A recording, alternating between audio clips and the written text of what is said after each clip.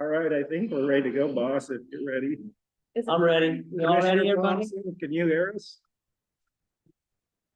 Commissioner Thompson? Yes, sir, I can.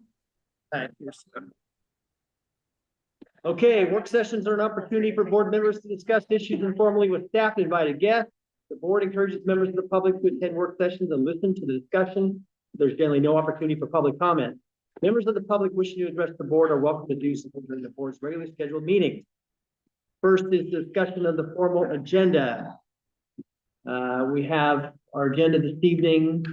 Any questions on our agenda?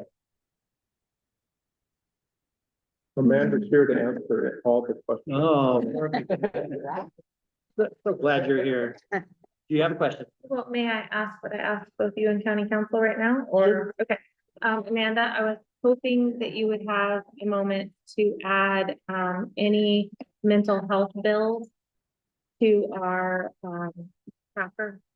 Yes, we sent a handful to Shira at CBH to look through to kind of get some feedback on, which she just responded, so I should be adding those Okay, soon, but I know she's, I think, If we can just, yeah, I think what Commissioner would like is to have the mental health ones added to the tracker. So that way there's just general visibility Yeah. That's Yeah. wonderful.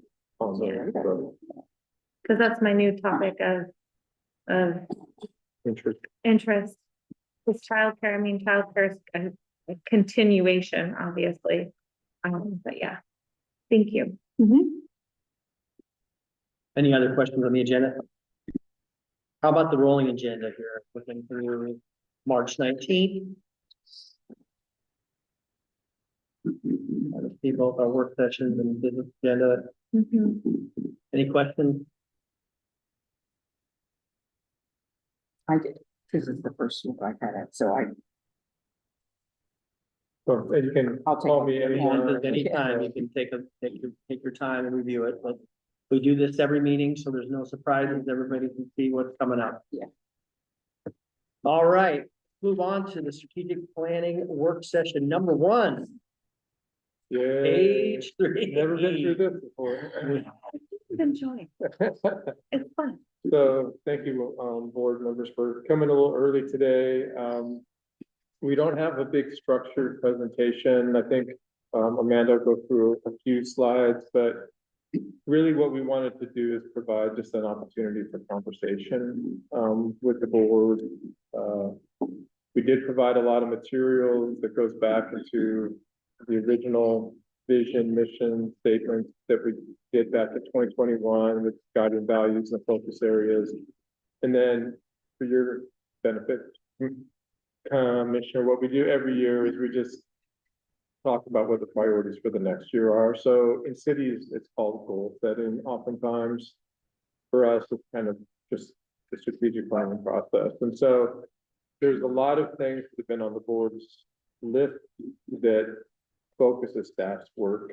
And we've done a lot of really good things like childcare and all kinds of different things, whether it's the North Coast Business Park, the Westport Ferry Road, which is about to work towards construction. But it's a way to make sure we're all on the same page. And most of the things we do, because I had mentioned before that I went back to the 2013 list of projects, and we're just finishing some of them now, and some of them never got finished. Some of them did a long time ago. So by their nature, everything we do takes time. If it was a quick thing, we would have already done it. I mean, honestly, when you talk about mental health, you talk about, homelessness, almost everything we touch right now takes a lot of time. That doesn't mean that there's not progress made during that time frame, but it takes a lot of time. And because we're resource constrained, sometimes it takes a little bit more time, honestly, because there's just a lot that goes on. So, so we did provide the previous plan, and then Amanda did go through a survey with our boards and commissions staff just to give a little bit of feedback on what they were feeling. But I think if we could start with you just going over a few slides, and then we'll just open it up for conversation. We're just interested in what do you want staff to really engage in, over the next years. Again, some of these projects take years. But it will also feed our legislative plans as we move forward and our intergovernmental plans as we work with cities and special districts. So we hope just to have a good conversation about what that might look like. And at some point, if the sheriff wants to weigh in, he's here and he can weigh in on some of the public safety issues also. So, Amanda. Good evening, Chair Quaylen, members of the board. Do I just, like, or for the presentation side? Oh, no. It's okay. I'm just gonna give kind of a brief overview of the strategic planning process, and kind of where we're at, and the current plan that we have, to kind of help everybody get up to speed. Is there a certain way that I should point it? Point it towards her. You would think I would know this. So this is, I mean, this is pretty self-explanatory explanation, but this is kind of the cyclical foundation, right, of the strategic planning process, where we have these different conditions, our external and our internal factors, that impact the county's ability to deliver services. Within that, we look at the outcomes that we want. We have our vision, mission, our guiding values, and through the strategic planning process, we have our method for achieving those, and that evaluation and the priorities come in really in this process that we do on an annual basis. These are just kind of the different components of the plan. Again, we have the vision, mission, guiding values. We have our different focus areas, and that's not necessarily in order of importance, but that just kind of captures the subject matter of the board's priorities and where they're wanting to focus that energy.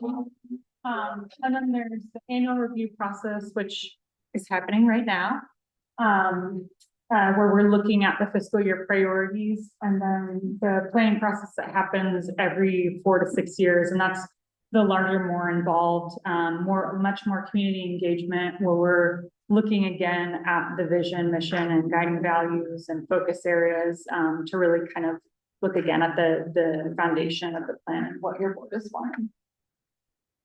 So this, again, it outlines a little bit of what I've already talked about. But in this annual planning process, again, we're assessing the external factors that are going to be coming up for the upcoming fiscal year. You're looking at the progress that's been made on past and current priorities, the community feedback, which comes in with the survey results that were provided in the packet, which ultimately will land us to the fiscal year priorities. And then the work plan is kind of the meat of it all, right? It's the individual projects, which is really what this planning process is for, and a little bit of what Don talked about, where it's kind of outlining what those projects are that are carrying out those different priorities and assigning the actions to them and what that result is that you want. And then we categorize those to the different priority levels, right? We have critical, high priority, and medium priority. So before we kind of go into the discussion, does anybody have any questions? So there's a few things that I know that as we move forward are going to take some of our time. And so one of them is the ongoing conversations that we're having with the ARC-CAPE area about the incorporation feasibility study. So, that's going to engage the entire organization, because the sheriff's office will have to be involved, planning, GIS, county council, public works, and probably others as we go through that. So I'm just saying that as like one good example of something that's going to take a lot of organizational time. But it's something that I think is also worthwhile. Otherwise, we might be dealing with this for the next 30 years. Just the question about what do you do when a community wants to be something other than just a part of the county. They have service demands that can't be met by a county, and then what are their options? And so that's just one example of a project that if your board is interested in continuing, but I think you are, that will take a considerable amount of time, and it will eventually lead to an election potentially. And so that will consume probably about a year and a half from where we are right now, so. Can I just ask, the level of intent from their side? Is this an exploratory process that they're just kind of putting their toe in the water, or is their level of intent more? high than that? Well, I certainly defer to Commissioner Thompson and her perspective on that, speaking to the community, but I know that certainly from the president of the community club, he's very motivated to have a robust feasibility study that would allow them, as they're doing the feasibility study, to hopefully build the support for doing something other than status quo. There's just a lot of details that go into whether a corporation makes sense for a community. And so I think he is committed, and I think some of the other community board members are, but it's all about the details. And we're not going to know the details until we get through the feasibility study. You know, one of the big details, or two of them, is what are the boundaries? And then what is the permanent tax rate that would support the services and the service levels that the community Well, wants? there's dozens of issues like that. Well, there's a lot of issues under those, but those are the two primary issues that kind of feed everything else. Once those two primary issues are, established, could we circle back with them and gauge their level of intent? Because I mean, from the time I was a commissioner in 2021 till now, the amount of time that we've spent on a very small community of people has been an exponential amount of time. And so I'm very protective, I think, of our staff time. And so I would like to have a level of intent that says, yes, let's go forth and continue, a level of commitment, I would say. So it's kind of a two-step process for the incorporation.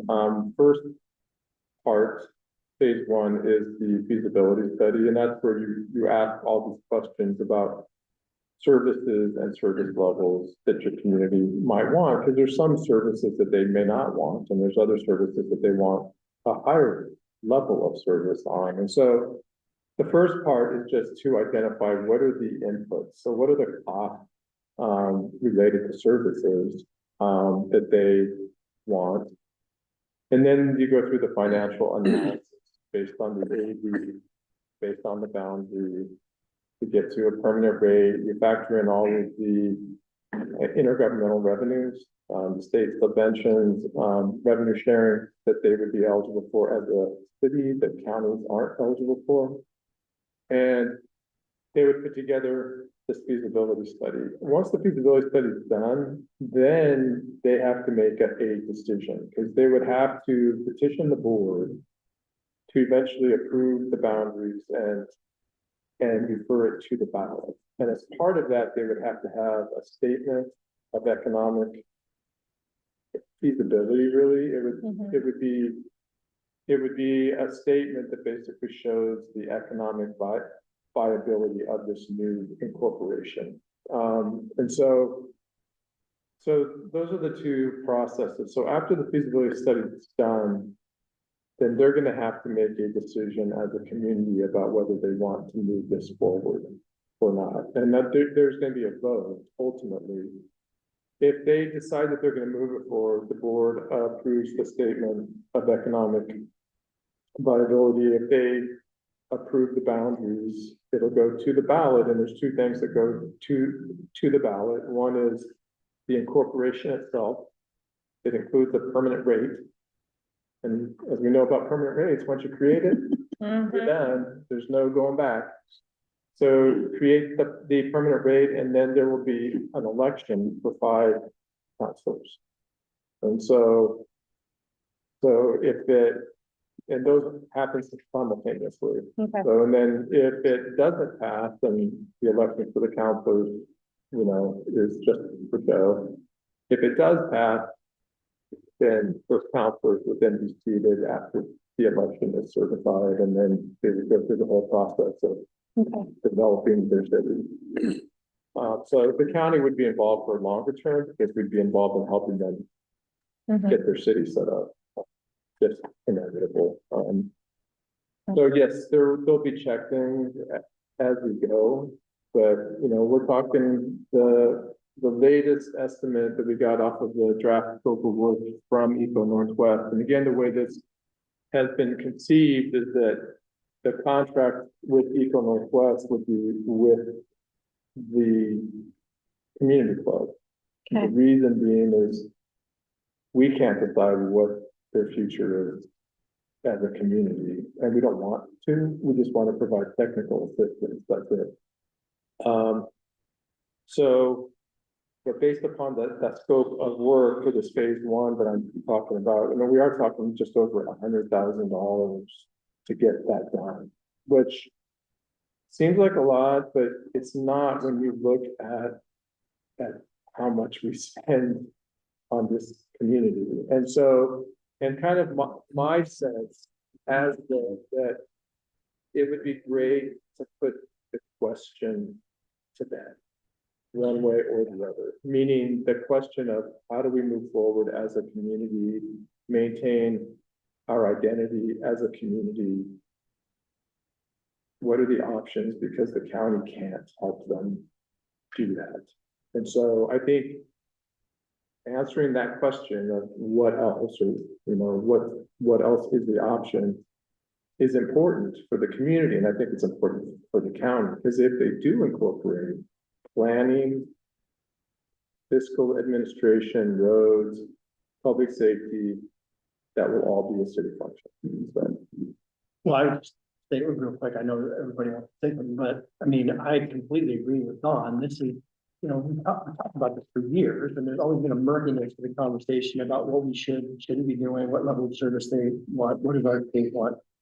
This is a very worthwhile exercise to get some clarity about what are the next steps, what do they, what is the level of service that they're demanding, and how do they achieve that? And then we can talk beyond that with a full set of facts. They have them, we have them.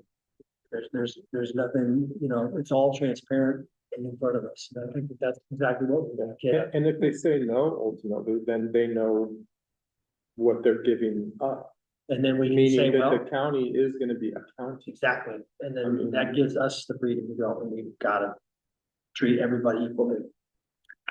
So I'm just gonna verbalize the things that chap my hide regarding the $100,000.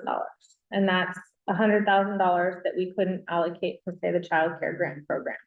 Wait, And wait a minute, excuse me, but where's this $100,000 coming We from? haven't talked about that yet. Oh, I was gonna say, because usually with the programs that I've been involved in, it's come from the community.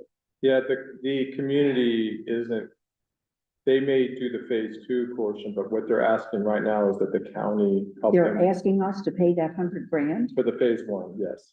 Oh, you know what? I don't think I could support that. Yeah, and so what I think the option would be is to use some of the transient lodging tax money that's already collected in that area to answer some of these questions, because part of it is part of that 30% that is Mhm. more discretionary by statute. And so I think there are ways, but it's gonna be a judgment call for your board about how important is it to the county to have the question asked and answered? Because if we wait for the community, there won't be a feasibility study, And- even though the community's desirous of it. And just to reiterate, the other issue that kind of chaps me about this is the county allocated funding to the water district associated with that area, and along with public funding from the state. And they had a forest plan, and they've been trying to change that forest plan for a number of years. And so the promises that they had to the state and to us as a county with that water district and that forest, they've made continued efforts to change. And so I kind of have an icky feeling about continuing to give a community funding when I see that that is a misuse of their funding, because they didn't follow through on their promise in regards to public access to that property, and how they have continually tried to add gates to that property and to not follow the forest plan that was approved by the state and approved by us. It was submitted to us and it was also submitted to the state. And so I continue to have kind of a negative feeling about further giving a community funding and trusting that that funding will have follow through. I'd like to know more about that. I don't, That's probably a whole other meeting. I know that Commissioner Thompson has a question too. Commissioner Thompson, or a statement. It's just never easy with Arch Cape, is it? You know, Thank you. you know, this is hard for me. I really understand what you're talking about. I think it's safe to say the community is divided, because I think every place is divided right now. I appreciate the fact that we may have to throw some money at this problem in the hopes that this will create some kind of resolution, that either the community will say, yes, we want to govern ourselves, or no, we do not, and we accept Clatsop County's level of service as adequate for our purposes. So you could look at it as throwing some money at a problem in the hopes that it will resolve, because this is, in my view, priming the pump with transient occupancy dollars, a lot of which came from that area. So it's a way of reinvesting in the area. I appreciate the concerns, because my jaw's been torqued about the changes in access to that forest. You bet. Do I feel personally betrayed? Yeah, I do. But nevertheless, I think whatever contracts or agreements we have with that community will be very carefully written and very sternly enforced. But that said, I think it's a good idea to go forward to get clear and objective data. And I think that's what the chair is saying. I think that's what the county manager is saying. That makes good sense to me, because the situation we have is death by 1,000 cuts, and I'd rather not continue that. Thank you. Thank you, Commissioner Thompson. Thank you, County Manager. Commissioner Thompson. I will say too, just to follow up on Commissioner Webb's statement, it is true that a lot of the communities that I've been involved with for incorporation have paid for the incorporation feasibility study. I think one of the interesting differences here, though, is a lot of those communities, they had commercial and industrial businesses, and it was the businesses that helped front a lot of the feasibility cost. And this is a community, obviously, that's a residential community for the most part, not a lot of SDRs with your businesses. yeah, but trying to get them, I mean, I don't know how much they would support this either, and since they won't ultimately vote if they're not residents for the incorporation, I'm not sure how they would feel about a city's regulations as compared to the county. But I've seen it both ways. I've seen counties contribute and sometimes cities contribute to other incorporation efforts. But I think in this case, it's just, Commissioner Thompson's right. This is a very unique community. And my kind of wrangling with this is about just trying to get the question answered. It's just, what do we need to do to just get the question answered?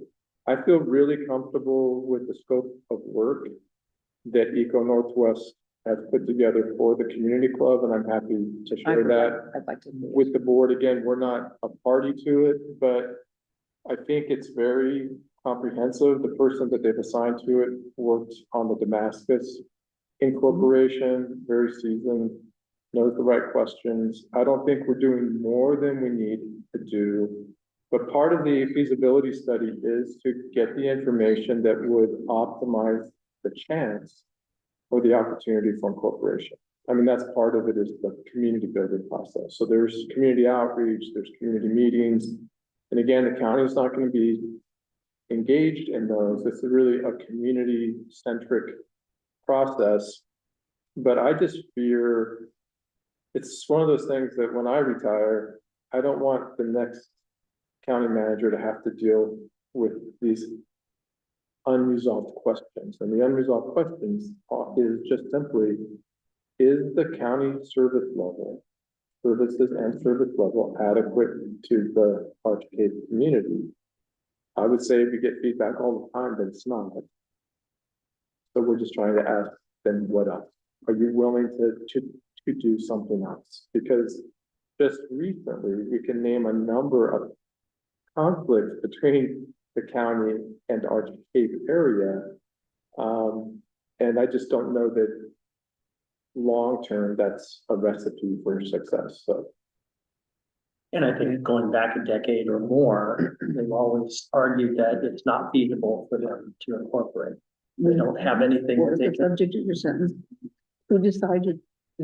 I said, up a decade ago, there have been a lot of conversations with former commissioners on here and other residents of Arch Cape that have said that it's not feasible for them to incorporate.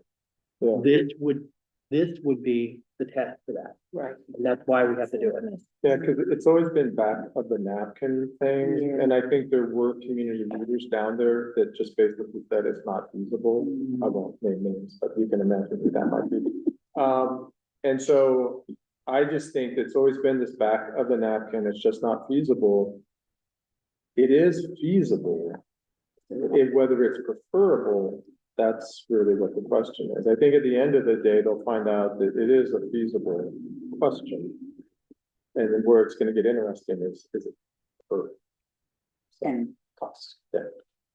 So if this is a two-part process and the first part is approximately 100,000 to the county, what would potentially the cost of phase two be to Arch Cape? So phase two is that economic feasibility portion, and if they decide to move forward, I think that's where Arch Cape can contribute, because at that point, and it's about $13,000. Okay.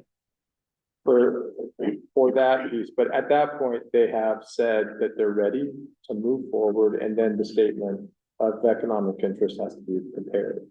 And so I think that's the portion that I've only said, and I haven't committed the county to anything, but what I have said is that the only focus the county has right now is on phase one, which is just the feasibility. Is it possible? Once the feasibility is over, they have to decide whether it's something that they want to move forward with as a community. And then that's when the second phase happens. So with all new development, there's a permit cost. And either somebody has to come into the office and file and get a permit, before they can do any type of development in the community. I guess what I don't like about the conversation is that nobody traditionally respects something that is given to them.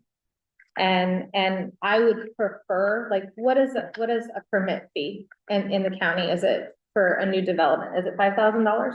Oh, it depends on Depends. many. Commercial. If I were gonna say commercial permit fee in the county, how much is You'd that? have to know. Just a grand building that people are gonna economically do things in.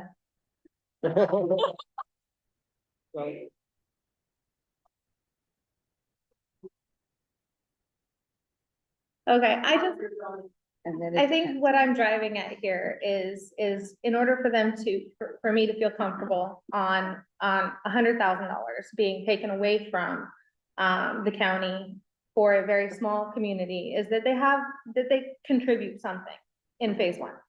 Because being handed something for free, I've never seen anybody respect having something handed to them for free.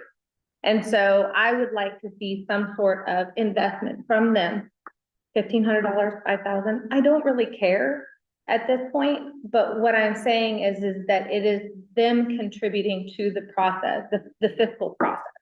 Because I understand $100,000 probably way too much for a county of that, a community of that size. But I would like to see some sort of, yes, we're invested in this process, not that it's one individual invested, two individuals invested, but it's a small community, you know. I would just like to see some sort of investment into it. I mean, because I agree with everyone, this question needs to be answered. I just really get itchy when it's handing money over and we're not asking for anything from that. Does that make sense? Like, we're not asking for a commitment even. We're not asking for a relationship. We're just handing them $100,000. Yeah, so the way this will work, if I want to be clear, because sometimes details matter. Yeah. Is that the way that I see this would work is that we're not just gonna give the community club $100,000. Right. It gets That- paid somewhere. Yeah, that, you know, what would happen is that we would just get the invoices off of the work, and we would have an agreement with the community club that this is it. I mean, if the board's desire is that we ask for the community club to put something into the phase one, we could ask them, or we could just say, we're only doing phase one, phase two is on you. So be prepared that if you want to move forward with an election, that you're gonna have to pay for the preparatory work to get that to the ballot.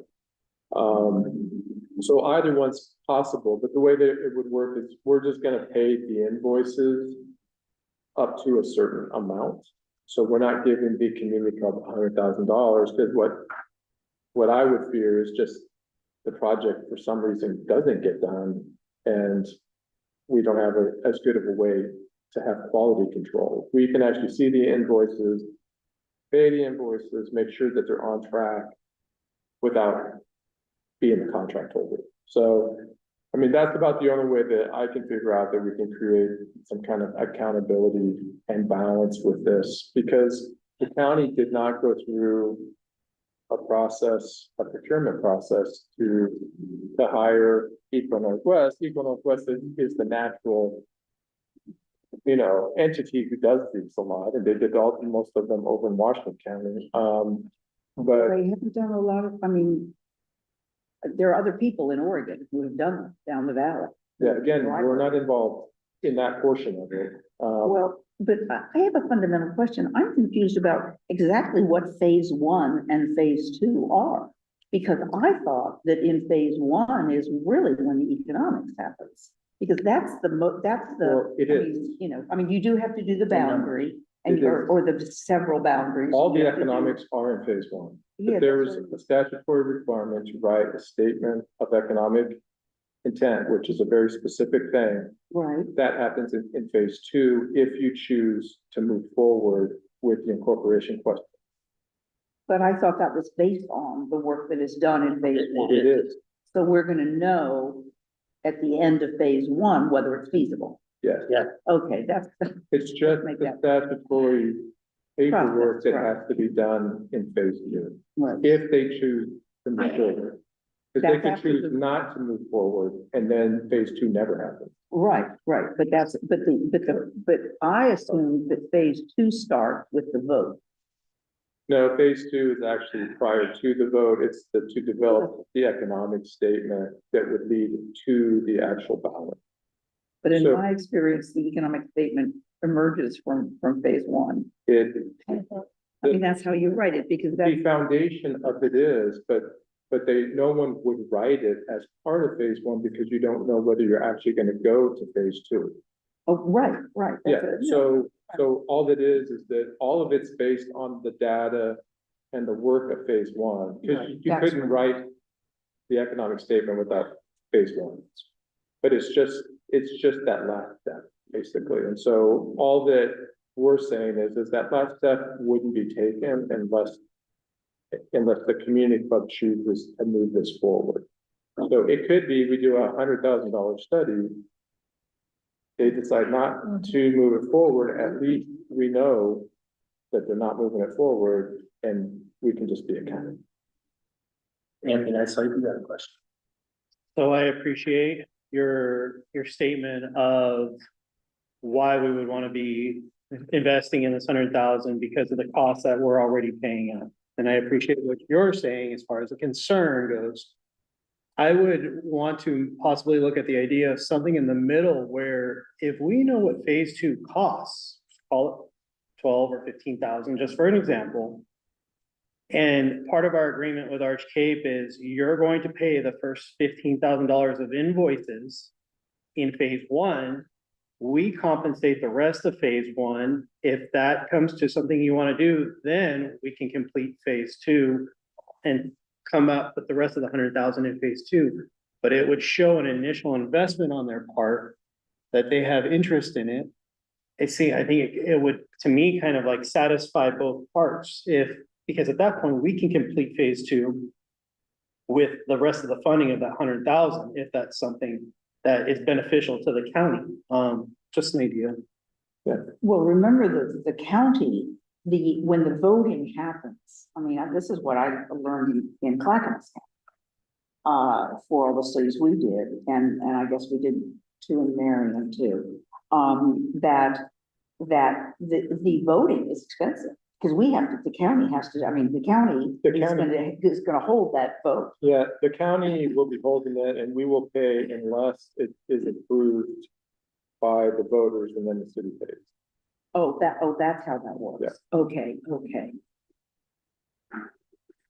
So what I'll do is I will talk with Bob Bomer and see what they can do. And we'll try to figure out some way to get them to have some commitment to finish the whole thing, whether that's an early investment, middle investment, an end investment. Or. And I'll come back, yeah, and I will come back to your board. I just think just from what I experienced dealing with some of these complexities is that it's really in the county deep interest to get this figured out and to get the questions asked and answered.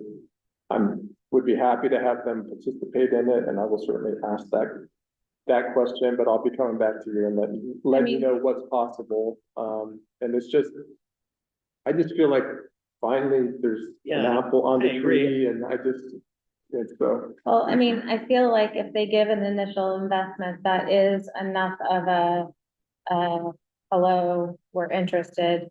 That says that, they're interested.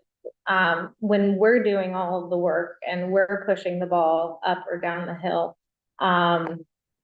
they, at the end of the day, can still say, meh, not interested. But if they have an initial investment, I feel like that answers a huge question. Well, I think it'll be possible that the pendulum could swing either way, even at the end of it. I think at the end of it, though, we have what we need, no matter what they decide, and so that's why I totally respect and appreciate what you're saying about having some kind of buy-in from the community. So I will talk with them and see what we can arrange, because I'll be coming back again soon to have this conversation, because they would like to start a process with Eco Northwest sometime in February, because it's going to take a And long. who signs a contract with Echo? It's the community club, Then wait a and minute. then we have a memorandum of understanding with the. I guess if they said no to an initial investment, I feel like, okay, then guess what? We're a county and these are the services we can provide. Well, that's what they've been living with and not liking. Well, and he's not, I mean, he's coming to us thinking an earnest effort. I met with Mr. Bomer and, he's looking for a solution. I don't think he's coming for a handout. He's coming to try to find out some answers. And he's not speaking for his entire community. He just wants to get a set of facts that everybody can have in front of them. Then they can make that decision. I think the benefit outweighs the cost in this matter, because we have been talking about this years and years and years and years. And there's been discord and disharmony all along the way, because there's two sets of standards. There's how we're treating the rest of the county, and then there's how we're treating the Arch Cape. I would love to resolve. That Yeah, that- $100,000 comes from somewhere. I totally agree, and I think that the county manager's argument that this could actually come out of TLP, which it does produce a great deal of. And they would come out of the 2.5% comes from the unincorporated area. So, I mean, there would be a nexus with the Arch Cape I area. think we can So, make a logical argument of how that money is being spent. How close do we come to that 100,000? I mean, from those Okay. funds, we're still looking at that, so, yeah. I just, we're in such tight situations right now, but it just, We are, but, I mean, you know, we are in a tight situation. I just feel like, again, that almost everything that we're doing right now, and I guess this is part of the strategic conversation, We're still on it. is to really re-engineer some of the revenue sources and the assumptions that we've been using over time, because when you have things like timber and it's as consistent as it was for a long time, and as big as a portion of the general fund as it was for a long time, you have to start, that provided a safety blanket really for the organization, because we didn't have to be as disciplined Because it was about disciplined. certain other factors, like not subsidizing certain functions and programs, like trying to get tourism impacts to pay for the true impacts on our services. Those are all things that are coming now, partly because the revenue framework is just changing. And so when I look at the Arch Cape area, the issues are going to become more complex, not less complex. They're going to become more controversial, not less controversial. And so it just seems to me, knowing that, and knowing that there's certain departments that are general fund departments oftentimes, like planning, they have to spend a lot of the time down there. We're just at this inflection point where getting some clarity on this will save us more than $100,000 as we move forward. And so I just feel like now is the time, because we have to answer some of these questions, because we don't know what timber revenues are going to look like. We ultimately don't know what AV growth is going to look like. We don't know how much, and when I say AV growth, what I really mean is economic, churn. So I just think there's a lot of reasons why now might be a good time to take this on, but I'm gonna go back and have a conversation with them, so. I mean, if the answer is no from them, obviously it's a different conversation Yeah. that we have, because I hear the value of what you're trying, for both of you, on what you're trying to share, and I don't really want Arch Cape issues for the next 4 years, taking up an exponential amount of staffing time. Well, I may, on February 5th, I might give just a brief update as I have these conversations, so just so you know, I'll keep you informed as I have them. And then maybe around the 12th, which is an evening meeting, maybe we'll be at a place where we can have the next iteration of this conversation, so. Okay. Sorry to say that. This is fun. Can I add one other thing? That it might be useful, there are many reasons, there's a fundamental reason I want them to contribute. But it might be interesting to challenge them with a contribution so that they can see how much support they've got. Because if they had to raise X number of thousands of dollars, maybe we'd see who's interested and who's not. Right, got to put in the fight at that point. Exactly. And it's not such, because right now, 100,000 up front is a gamble that phase 2 will even happen. We know what the cost is to continue with the complaints from Arch Cape, but $100,000 of a dice roll to maybe carry out phase two is a concern, but knowing where you stand in the fight, if we have support from them with that initial contribution, it shows a lot of gesture in my opinion. Let me follow up if that's, if it works. Okay. I'm meeting with them next weekend. So, But this is, and this is a 5 Wednesday, what's that? this is a 5 Wednesday month. It's all over the last Wednesday. Makes the month long. Okay. So other, I didn't mean to bring up one that took that long, so, but I know there's other things that the board wants us to continually work on. And the things that were on the list we're still working on, but some of them are just really heavy lifts like levies. And so, I'm just really interested in hearing what the board's, what's on the board's interests. And then we'll take that and then come back and try to distill it, so.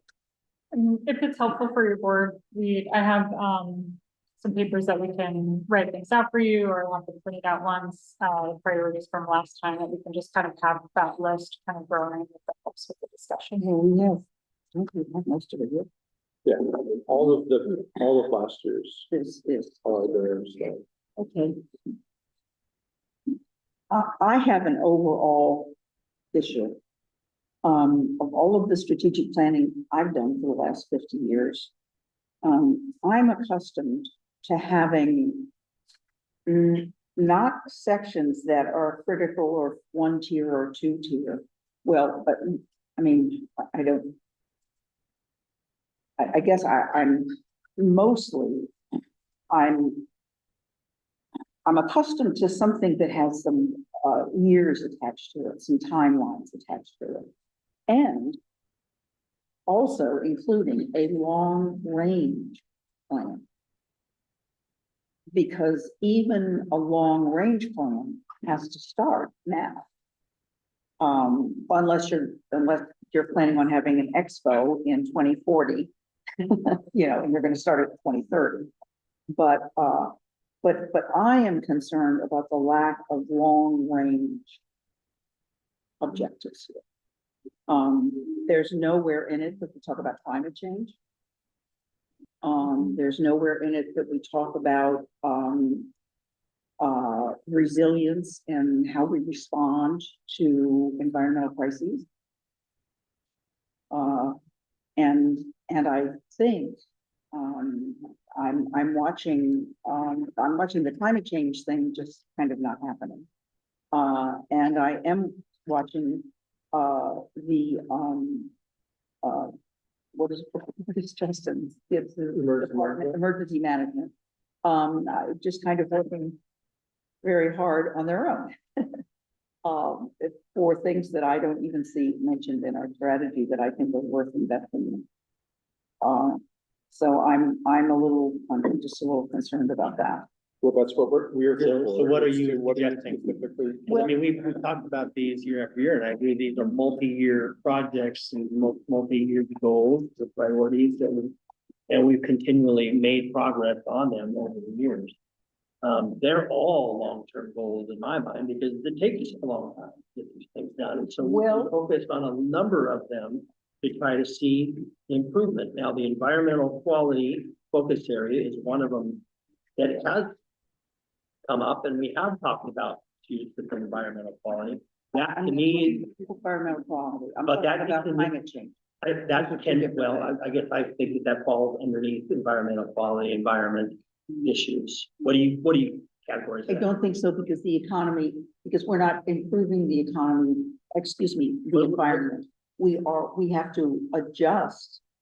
Well, I know you said that, but I mean, what does that fall under? Where does that fall It under? doesn't, that's one thing, it's not here.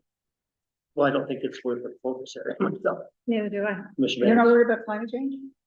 I think we do address a number of environmental issues that we have control over, but What? climate change is not something that I We just think got a is accounting. recycling program. We can talk about it underneath one of these categories in my mind. I don't think we can, Well, because I disagree. think that the buy-up is a perfect example. A perfect example. Because the arguments about the buyout have been, well, at the time, of course, which I think is completely ridiculous. But we haven't talked about their proposals for development within floodplains, which I think are counter to what works in climate change. You don't build on floodplains, you don't build them up. You don't build in them because the ocean is gonna live there. We have a river issue that will be affected. And then I think we need to start talking about that and the preservation of our drinkable water supply. And then in terms of a sudden crisis, we haven't even begun to talk about staging areas and we've done our what was it called? Evacuation routes, but I'm not real crazy about that. Because as I said, they don't always lead someplace. We haven't talked about caching for equipment. We haven't talked about healthcare. Those things I think are imminent because this could happen to us tomorrow. And with the people I have talked to, after Katrina, after things that people wish they had planned for. And I think we need to plan for those things. I mean, there aren't very many places in this country other than probably at the mouth of the Mississippi River that have the kind of river and maritime issues that we have. So you're saying emergency management, emergency preparedness, is what you're talking about. I mean, I think that's it's part built, of, well, no, there's climate change, because there are climate change issues that don't have anything to do with emergency preparedness, because most of the climate change issues move pretty slowly. right? But so the emergency preparedness is usually other things, it's where you build in the future. I mean, excuse me, climate change is where So you you're talking build land. in the future. It's more of a land use. Well, it's land use. It's are we going to have enough water? What are the temperatures going to look like? What are our public facilities going to look like? There are other issues. I think, nobody ignores it. I'll just speak quickly about the hospital. I mean, that everything is built and modeled for that, but climate change for every single worst, case scenario in the design of that. Exactly. Those are I the think kinds of people things are that I'd like to have us start talking about is building materials, for instance. I would love to see several more, what do you all call them? The thing that goes, Back safe refuge, the safe critical evacuation. critical evacuation. I think that we need to have them all along the coast. I mean, not every 10 feet, but certainly in every city. Okay. It's those kinds of things because I think a lot of issues for both immediate problems and for climate change require working very closely with the cities. I think and other organizations and states and, the DLCD has done a lot of work that we haven't incorporated into our zoning code or things like that. So, I just think we have to start. I think we have to start it. It's getting close. Anthony, you had something? No, Sean.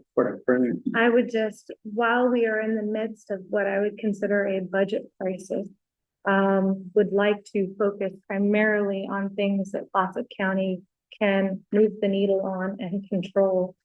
And climate change is probably not one of the things that Clatsop County can have a great impact on. And so while it should be a great conversation for this room and a great thing for us to discuss, I don't think that we should be spending an exorbitant amount of staffing time addressing at the moment, because what we have done is stuff that we can contribute, like our recycling, and things such as that. When we purchase vehicles in our fleet, we do it consciously. I think that we just need to very much focus on the things what can Clatsop County control and what can we move the needle on, not subjects that are so large that we in our small itty bitty little pond will have very little, impact on. So those are my thoughts just in that regard. And I think that our county is always conscientious of climate change and of, emergency preparedness in everything that we do, and everything that our staff does. I don't think that we are at all irresponsible about where we, build or anything of that nature. So my focus would be on probably not something so large and unattainable at this point. Mr. Thompson, did you have anything you wanted to? Thank you, Mr. Chair. Well, apologies to my colleagues. It's a family first thing for me. So I'm sticking close to my husband tonight, and it's just awkward to participate like this. So let me hold my comments for now, and thank you for your offer and touch base later. I think that'll work better for me. Yeah, thank you, Commissioner Thompson. Anything, Anthony, you had a chance? I am learning a lot. Yeah, go through it. I am There's a lot of learning material there. So much.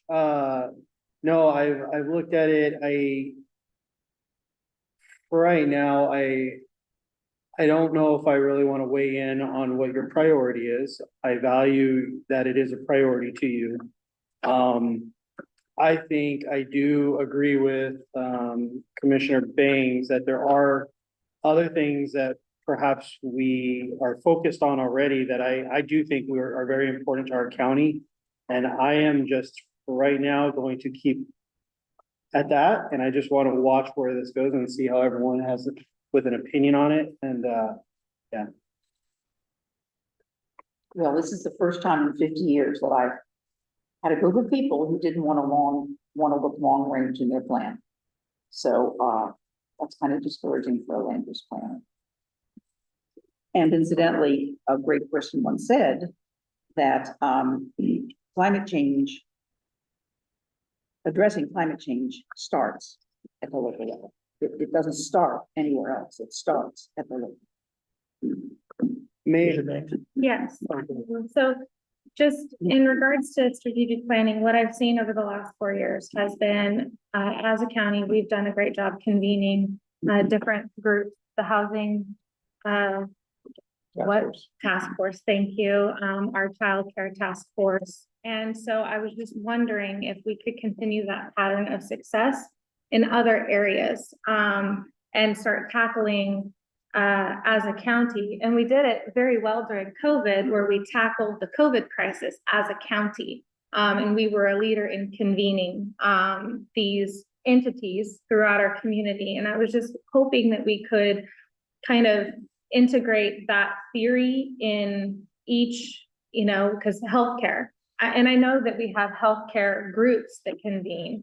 I know that we have mental health care groups that convene, but there are a lot of players and a lot of private industry out there that aren't part of those conversations. And I think it would really behoove us as a county to be able to bring those private entities into the conversations, every small doctor's office, and not continue, I hate to say it's not a vacuum, but to continue talking to the same individuals all of the time, but to kind of broaden those opportunities for people to engage, because I've just been watching as an example, that in the mental health field, each of these groups are almost doing the same exact thing. But if we brought these groups in together, then each individual private industry group could focus on one avenue, make that really great, so that then we're spreading the great versus everybody trying to do the same thing at the same time. Those are just thoughts, as we're moving into this next year, what other items could we tackle as a convening source for our community? Because we've shown over the last 4 years that it's been successful. And I can only think of childcare, the task force for housing, and then COVID. that we've done such a, like, is there a way we can do that for other things? Well, I we think do. the deflection program is I kind think of, that's a great Yeah. example, and we're getting recognition, you know, from the state, for how well we're doing it, implementing it, and that's something that can be a model for other towns. Absolutely is. And that took a lot of coordination, law enforcement, all of, you know, the other, you know, tax behavioral health and courts. And there's just been a lot of coordination. And that's for taken healthcare, place. we have the chart. I mean, the Yeah. chart has been very. There's been a lot of active. collaboration. We've just had, Yeah. the Yeah. chart has done a lot of collaborating. We just had a word, a strategic planning program there. We had a retreat and a kind of a priority setting and where do we want to put our energies and all that. well, another example too is the rural health Mhm, coalition, mhm. Yeah. so. And maybe it's just It maybe. I mean, looking we can around break and it seeing down. who else can we add to those Sure. things? Because I know over time, new entities pop up. You know, to think Youth Era is a new pediatric mental health thing that has just popped up in our community. But incorporating them, I know that CBH is communicating with them, but having them communicate with CBH and, because there's other entities in our community that could be part of that. So that was just a thought process. And then to circle back, I do think as a county, we do a very good job in our long-term planning for crisis. And yeah, I don't think that that is something that we drop the ball at all.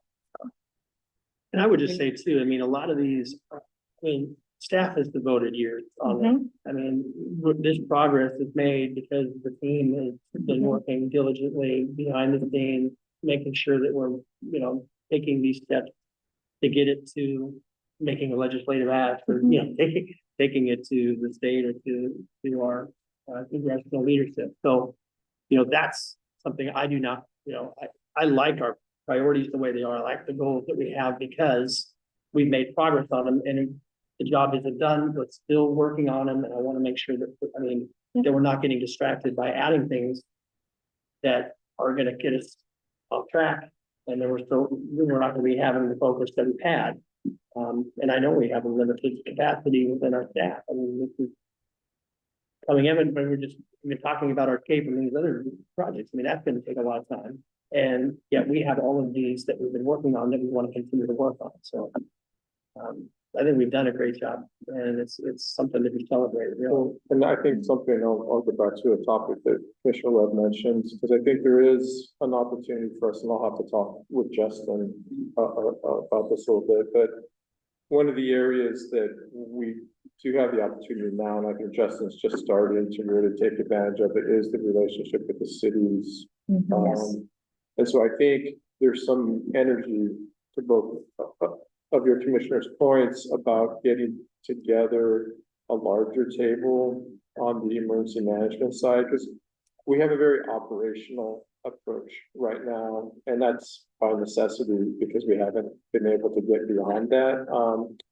But I think we're getting to the point now where we have some of that capacity to do some of the planning pieces, which there would be, you know, some energy about all of us setting some of the priorities together and coordinating plans and even having legislative ask for some towers and some other things, because those have been discussed even with state parks. And so I think that that may be one example that can fit both, is looking at that emergency management piece and, you know, I would agree. I mean, What that's the where next your steps resiliency are, is. yeah. I mean, your resiliency planning can include climate change and a number of these factors, and that's how we can address it. I do think that that's. But the problem is, I don't see that anywhere at the county Well, we're level. talking I about- see I'm that gonna- we've hired somebody who is absolutely spectacular.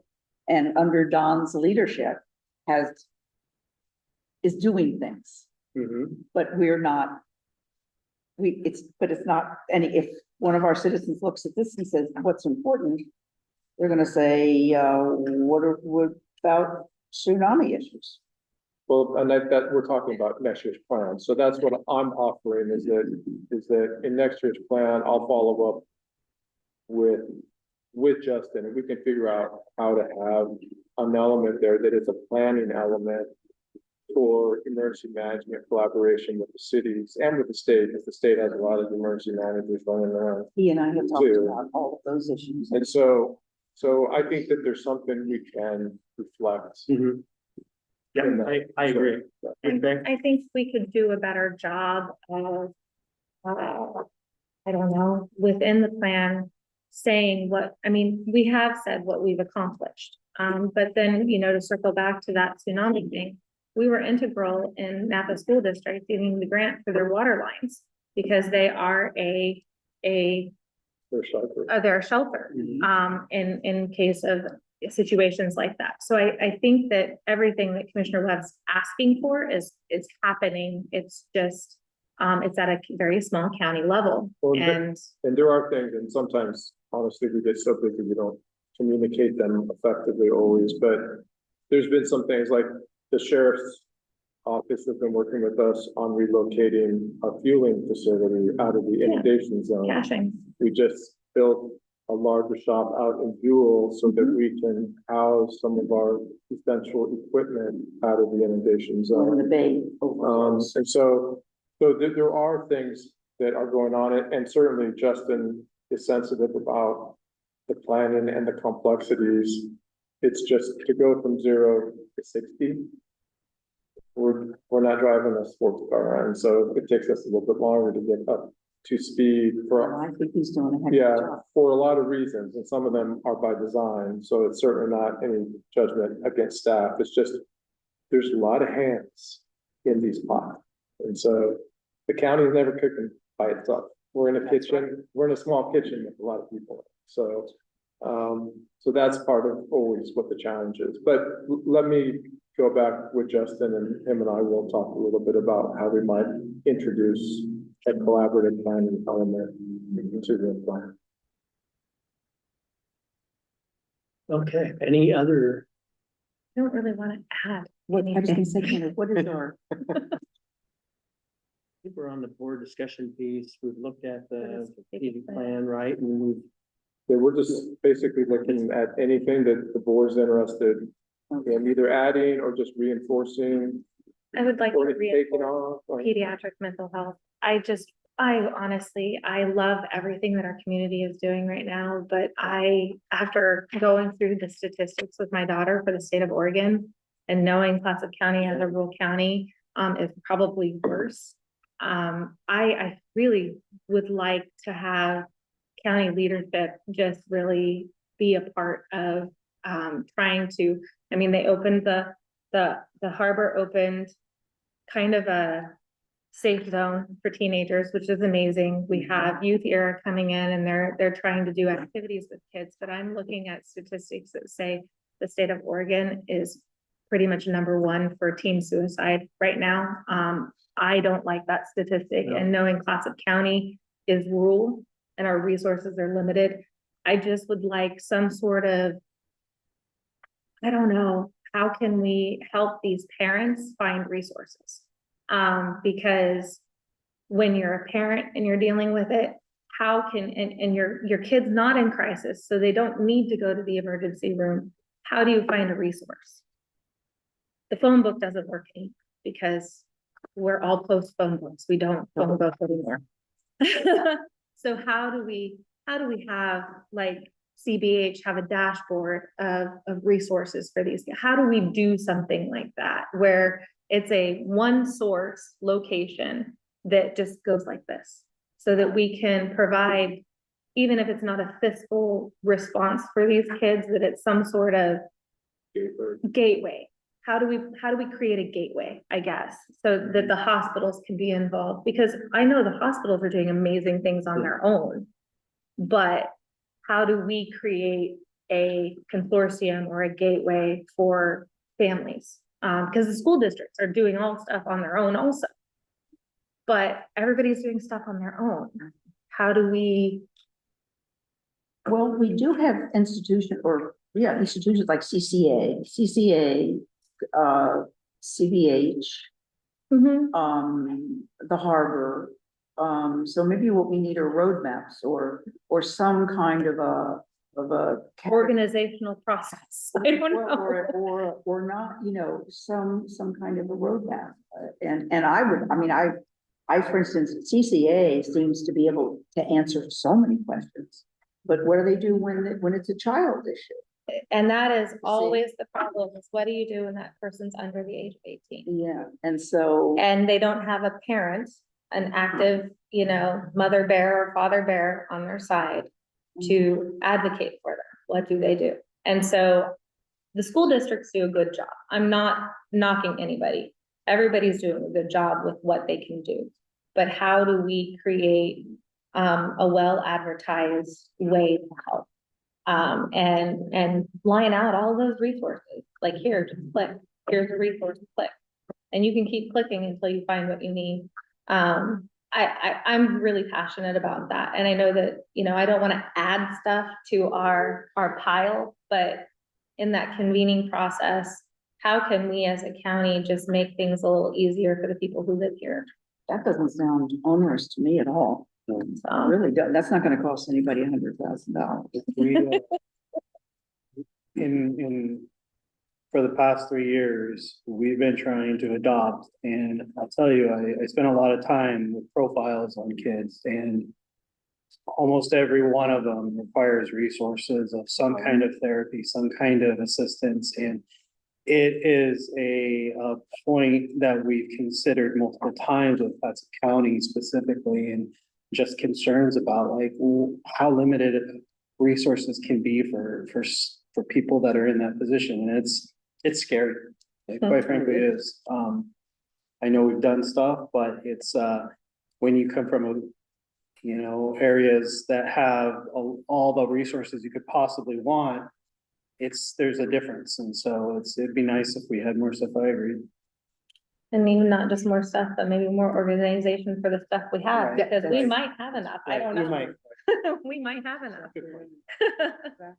But it's like, and so that's I don't know. Yeah, that's no, the I- only thing I'm thinking about. I think it's an excellent point, and I think that our organizations, and even the rural, like county manager spoke about the Rural Health Coalition. Mhm. Yeah. That can be a conduit to bring people together. I mean, there's a number of, like, when we went to the CBH groundbreaking yesterday, you have folks from Providence, you have folks from the CCO, you have a number of people that are there, and then, you know, getting in front of those CCO and, Mhm. you know, a number of these organizations that already existing, just I think that. It's that just how there to is- bring the there dashboard are of them. some opportunities We'll there. bring I them know together. I know that your daughter has spoken. I think that's, The need to organize it. I think, But didn't she speak at the CCO as well? So she's spoken basically she's spoken to CBH, our prior manager. She's basically spoken to Mhm. your hospital, Seaside's hospital.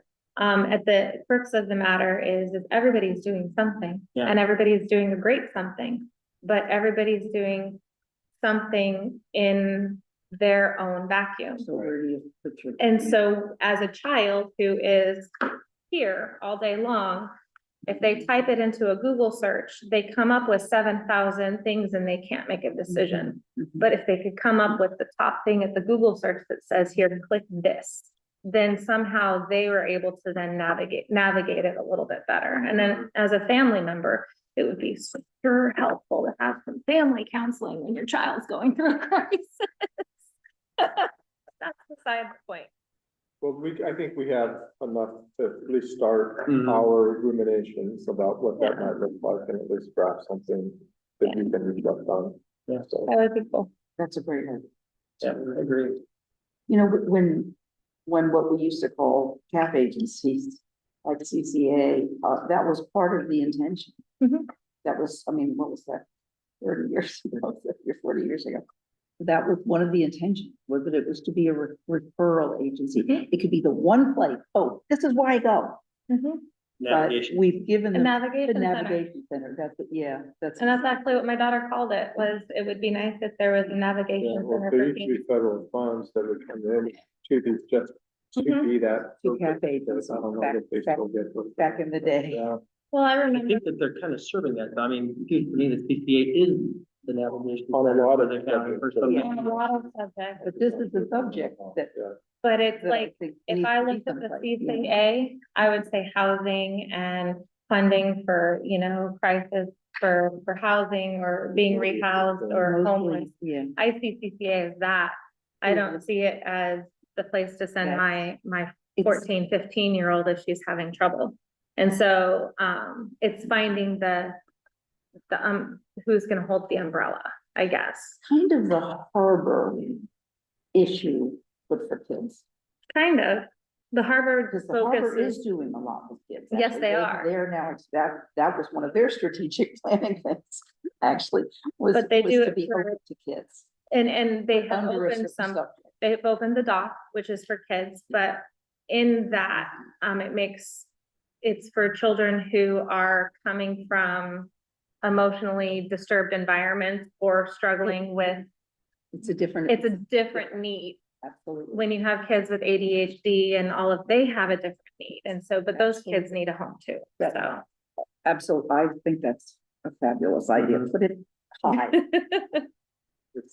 I had many notes about it. I'm sure Amanda this did. Thank you for letting me go through that. No, it's okay. That's what we're here for. That's why we're having this. Anything else? Anything else that we wanna Thank bring you. up at this time? Can I just say that we've done a great job over the last 4 years, you guys? You guys have done a great job. Seeing the progress that we've made under all of the things and coming back to 2021 and I think this everything is- is wonderful. I think this was a terrific celebration. Yeah. But I think that the future stuff was then. I think we need to flesh out some of these wonderful ideas. Yes, just which like is the we're next talking part of the about. process. I mean, Just like yeah, we're talking I mean, about, So, you know, yeah, we need to do this better. So. If I may, I'm curious if you all have any thoughts on, like, I'm looking at the different focus areas, thinking about the different, projects and kind of concepts that you've been talking about. Was there anything in particular for the area of governance, that comes to mind or something that's been? Is your question that are these the right focus areas? Oh, no, I'm sorry, Within these focus areas. projects Within- in government. Because I think we all agree, I mean, I think this is government service, this is county government services. Mhm. These are our issues. Yeah. And I was so happy to see the economic development added. For these priorities moving forward, is it worth, or am I looking at this in a different way that? So within the budget, we're concerned about like the HCP and that's impact. Is that something that we would transition onto here as well, or would that live on itself within the budget? And the same goes with Arch Cape and feasibility study. Are those something that we would also want to integrate somewhere in here as far as being a priority? If we're investing in that, I would think we don't want it to drag on forever, right? So, well, just speaking for the county manager, I think that the Arch Cape feasibility study would be something that I think you would want on a strategic plan because it's gonna be a multiple year Absolutely. process. And I it's don't- under governance. I mean, see, this is an issue to me that we need to, I worry about, this is a discussion you and I have had a lot about the fact that if we're going to grow as a county, we have a lot of things that we have to do if we're successful with economic development. And we've got to, Don and I have talked a lot about having been in the Portland area and about the urbanization of areas around what is economic growth. And I worked in Clackamas County and in Multnomah County and I have yelled at Don constantly to tell me the story about the things that I knew in the newspaper were happening, but how did you handle it? What are we gonna do if Svensson decides, well, wait a minute, maybe we need to be a city, or maybe we need to be something else? Unfortunately, of course, Oregon doesn't, thank God, allow for all the subsets of counties that a lot of other states I've worked in do. I don't think I've want to see that happen. But you know, how do we handle urbanization, which is exactly what the Falcon Code or what the Arch Cape thing is all about. And so do we need to be maybe doing some long-term issues? You know, do we need to do some? Well, can we keep the I mean, obviously, we're possibly going to go through a process. Isn't that same process applicable to other areas within our community, within obvious, you know, I mean, I think that, sidebars? I mean, there are conditions that have to be met for an incorporation to meet the statutory requirement and to make sense. And, so, I mean, one of the, you know, obviously having a community of interest is one of them. You have to have a community that self-identifies and their issues become local. And because you have to have a local set of issues. And then you have to have by statute at least 150 residents. You have to have enough AV to be able to fund the services without having a rate that's too high. And then you have to have a community that's willing to self-govern. And that's where it gets a little challenging in some of these smaller communities because they honestly don't want more government and they don't necessarily want to have 5 of them make decisions for the rest of them. And I think that's partly what's going to happen down in Arch Cape. It's my crystal ball too, is that the governance issue is going to be a tough one for them to kind of navigate. Because right now it's easy. There's 5 commissioners, 1 that represents them. And so they can, you know, they can interface with the county board, but it's not their neighbors. You know, it's different when it's your neighbor. And so I think some of those things are going to be where the real challenge lies, but the same issues could apply to other communities. I just think Arch Cape is a little bit further. They've had decades of I just kind think of that- getting, They're also more densely populated. That has. and they have AV that's a little higher than a lot of others. But I think there is a question, and this is the same question that urban counties go through.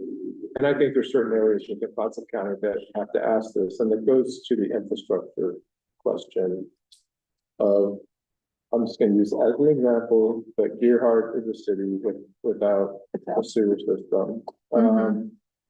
And it's adjacent to, you know, parts of the county that could benefit from a sewer system, because could be some urbanization that happens in some of those areas. I mean, you know, at some point there would have to be a study on what is the infrastructure needs for an area, and then what are the options? Because obviously these things cost money and there's governance issues. I mean, they're complex. I mean, many year planning processes, you know, and there's great examples of where those work, but there's usually an economy of scale that makes them work. And that's why, you know, Washington County is a really interesting place on one level because it's the 2nd largest city if you just take the urban unincorporated area. So the 2nd largest city in Oregon is an unincorporated area within Washington County. But, you know, many years ago, decades ago, we decided to create these institutions like Clean Water Services that they provide sewer to the entire urban area. All the cities, all the urban unincorporated area, they have one sewerage provider for everybody. I'm not saying that's good or bad. I'm not saying that that's preferable. The problem here is that we do have some of those infrastructure needs for growth will be limited without tackling some of these, but it's a huge lift. I mean, we have cities that can't even lift their own systems. So I mean, I think those are big issues, and you know, but where do they fall in the litany of issues that the county, you know, facing? I mean, I agree that you know, there may be 100 dominoes lined up, right? And we haven't knocked down 100 dominoes, but we've certainly knocked down 20 dominoes. And I think we've been strategic about it. We haven't lost people because we're pushing them too hard. I think people feel good about the jobs that they're doing. They feel like that they're doable. But you can, because we have some adjacent jurisdictions that have a harder time keeping really key critical staff. And we have been blessed by not having that. And so we want to keep moving, but I think this process really is always about what are those next that dominoes. We know that there's 100 of them, but it's hard to wrap our heads around the 100. It's like, what are the next 10? How do we keep making progress as an organization? Because as I always say, progress to us is relevant. I mean, people give us a little credit when we can just get the tax bills out. We conduct a good election, their roads and bridges are safe. They give us a little credit for that, but where the real relevance comes is when we tackle an issue that is a burr in the saddle. Where it could be a mental health issue. I think a good example is homelessness. We have made great strides, not complete, but great strides that the governor has noted with our homelessness effort. And I think that's where we build relevance, because people see us problem solving something and doing it competently and timely. And so there's that next 10. And that's what I'm always focused on. I think it's always good to kind of know what the 100 are, because you have to have some visibility on them. But we haven't, as an organization, because I think you all remember, I mean, this organization has gone through periods of strife occasionally. And so it's hard to move all those agendas forward in a kind of a cogent way. And so what I give the board a lot of credit for is that we have been strategic, we've been plotting, but we're getting things done, and we have an amazing staff. And I can't underscore that enough, because we wouldn't be doing all the things we're doing without the staff that we have. So Thanks for, I think Commissioner Thompson, you had your hand up. Oh, no, okay. I will. I was just gonna say, I redact my portion about the HCP, because actually that is under the Economic Development Strategies Fund, but I do, it's an overarching. right. It's just the Artscape thing, I think, if, Yeah, we will add that. We'll add that. In the discussion regarding, and maybe this is under emergency management, I don't know actually where it would fall. Assisting our local water districts in seeking grants in order to improve infrastructure. I'm not sure whose umbrella that would fall under in this strategic plan, but I just think that that would be a good thing that we could throw some muscle behind. I don't think that it would cost more than staff time, but to just have somebody conscientiously working with our small water districts so that we can help bolster infrastructure needs, or Maybe the state bolster. will give us a grant to help support. The small water district. But Yeah, I mean, and I saw that grant was out there, that there is a yeah, grant there's a out rule, there. yeah. And Yeah. so that might be a very valuable umbrella to kind of place that under. I don't know how much we can actually help, but it would just be. That's a really important one that falls into infrastructure, Yeah, environmental quality. Yeah. I think for a couple of years, I know that our former director of public works, and I talked a lot about that, because we talked about infrastructure expansion in general.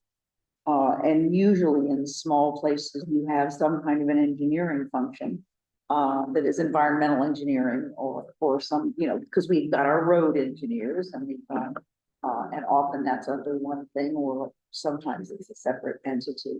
But because there are a lot of those environmental issues are something that I think you and I have talked about, that, we have people, I mean, we have Crest that I think does a fabulous job. Who's right now working part of heavy environmental issues in our comp plan. Because most planning departments can't have an environmental engineer, that's a heavy lift. But so I think that's something we need to start thinking about, because assisting those folks is often, it's not a big deal.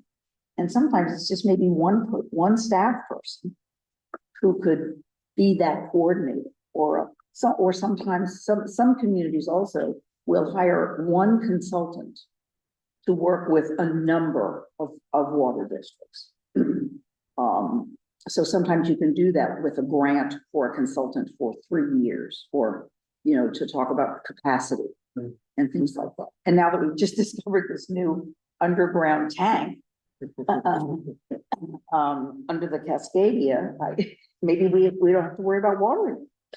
Salt, I'll just. all the water you need. Well, I certainly, Now that we've, we will add this to our conversation and, add an element to it. I just, part of the water district, and I'm just sharing this, is that there's so many different forms that they take, and all of them, in whatever form, whether it's a private form or a public form, are self-governing. And so there is assistance of the willing. Not everybody always embraces the assistance that is offered to them for whatever reason. But I certainly think that we can look at, is there funding sources that could help us help some of these special districts? So, and isn't that the same issue as the diking districts?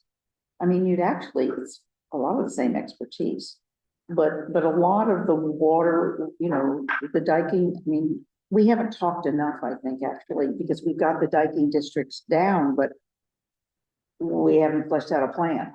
well, yeah, I mean, we're working to try to flesh out a plan. It is complicated for a lot of reasons. And so we're working through that. We're just trying We've gotta to get, I think we gotta get going on that. yeah, it's a complex, and again, we don't hold all the cards with it No. either. And so, but we've had conversations with the Corps, and we've had conversations with some of the Dyken districts and with the cities that have levies. It's just, yeah, it's just one of those projects that we're gonna keep working on, and we feel a sense of urgency with it, certainly.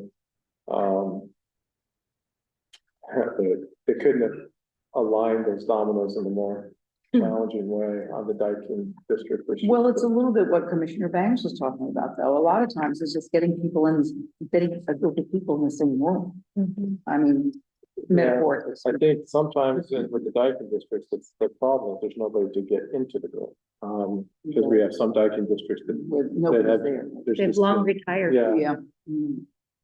and, Well, yeah, so, And other, yeah. And dead. I mean, our water district, I mean, there are people out there, they're like, yeah, that line was right here, and you're like, it's a clay, no way to find it. well, I think sometimes we feel like we're the only ones that are dealing with these water special districts are statewide phenomenon. And, we have probably a better relationship with ours, and we're working better. I guess we are working with a couple of them right now on a pretty regular basis. One is a public system and one's a private, but there is just, and Commissioner Thompson has, made a note of this herself, and certainly has spoken about it with some of her ASC folks, is that, a county doesn't have omnibus authority over every agency. And sometimes people think that, oh, the county must ultimately be in charge. And it's like, yeah, no, that's not. We can influence, we can, Talk pretty too. we can do our best, and we can certainly, oftentimes motivate them. Like we've helped the fire districts a lot with the ARPA funds and things. And we've tried to help one of these districts. We've provided money that unfortunately so far has not led to that pot of gold at the end of the rainbow, but meaning water. Yeah.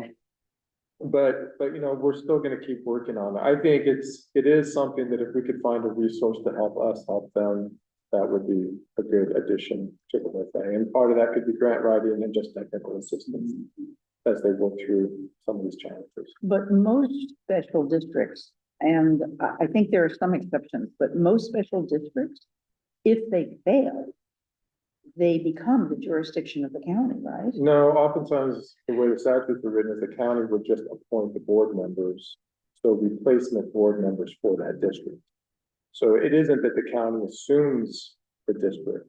The county board would appoint replacement board members for that district, Kind of like the fire district. like the fire district. Okay, Recently. but for instance, I guess ports are the ones in my experience. Yeah. The ports, they actually, Yeah, all of a boards, sudden you're running a port.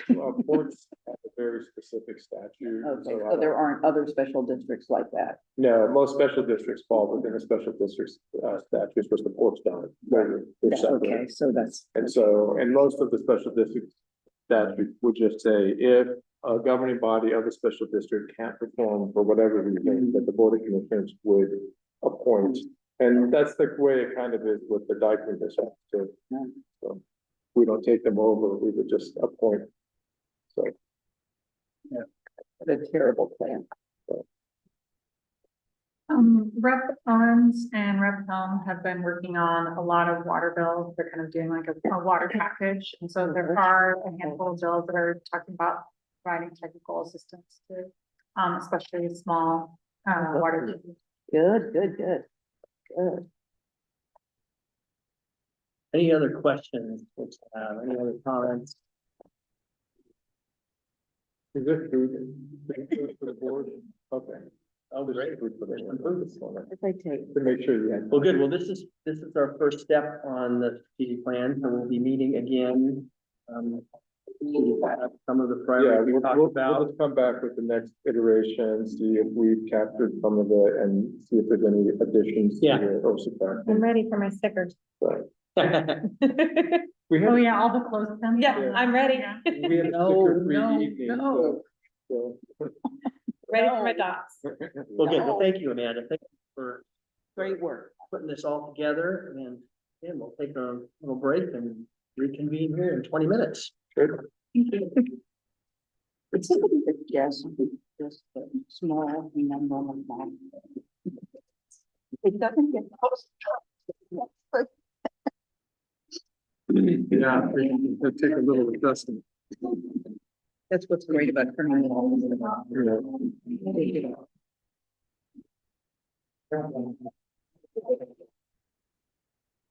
There's.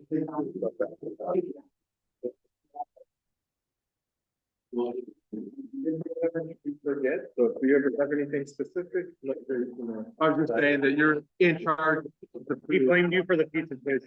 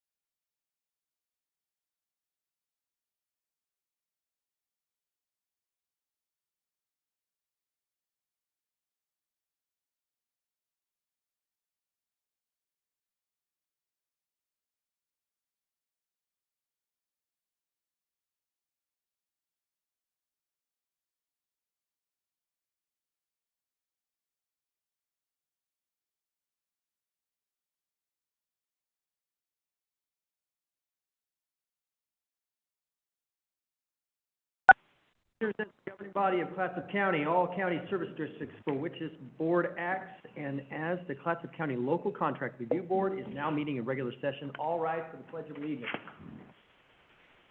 I pledge allegiance to the flag of the United States of America and to the republic for which it stands, one nation, under God, indivisible, with liberty and justice for all.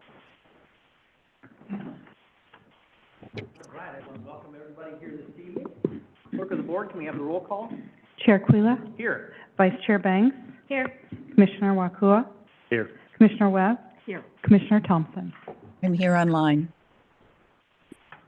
Okay, all present and accounted for. We'll move on to the agenda approval. Thank you very much. We had opportunity to review the agenda during our work session. Do we have any comments, discussion, or are we ready for a motion? I move to approve. Second? Moved and seconded to approve the agenda as presented. All those in favor signify with an aye. Aye. Aye. All those opposed? Okay, motion carries. Next is business from the public. This is an opportunity for anyone to give a 2-minute presentation about any item on the agenda, except for public hearings, or any topic of county concern that is not on the agenda. Clerk of the board, are there any members of the public signed up to speak remotely? No, there are not. Okay. We'll move on to folks that are here to speak in person. I see Mary Eng. Mary, you'll have 2 minutes, and of course, name and address for the record. I'm Mary Eng, P.O. Box 12, Astoria, Oregon. Welcome to the Commissioner's Board. I see a new face here.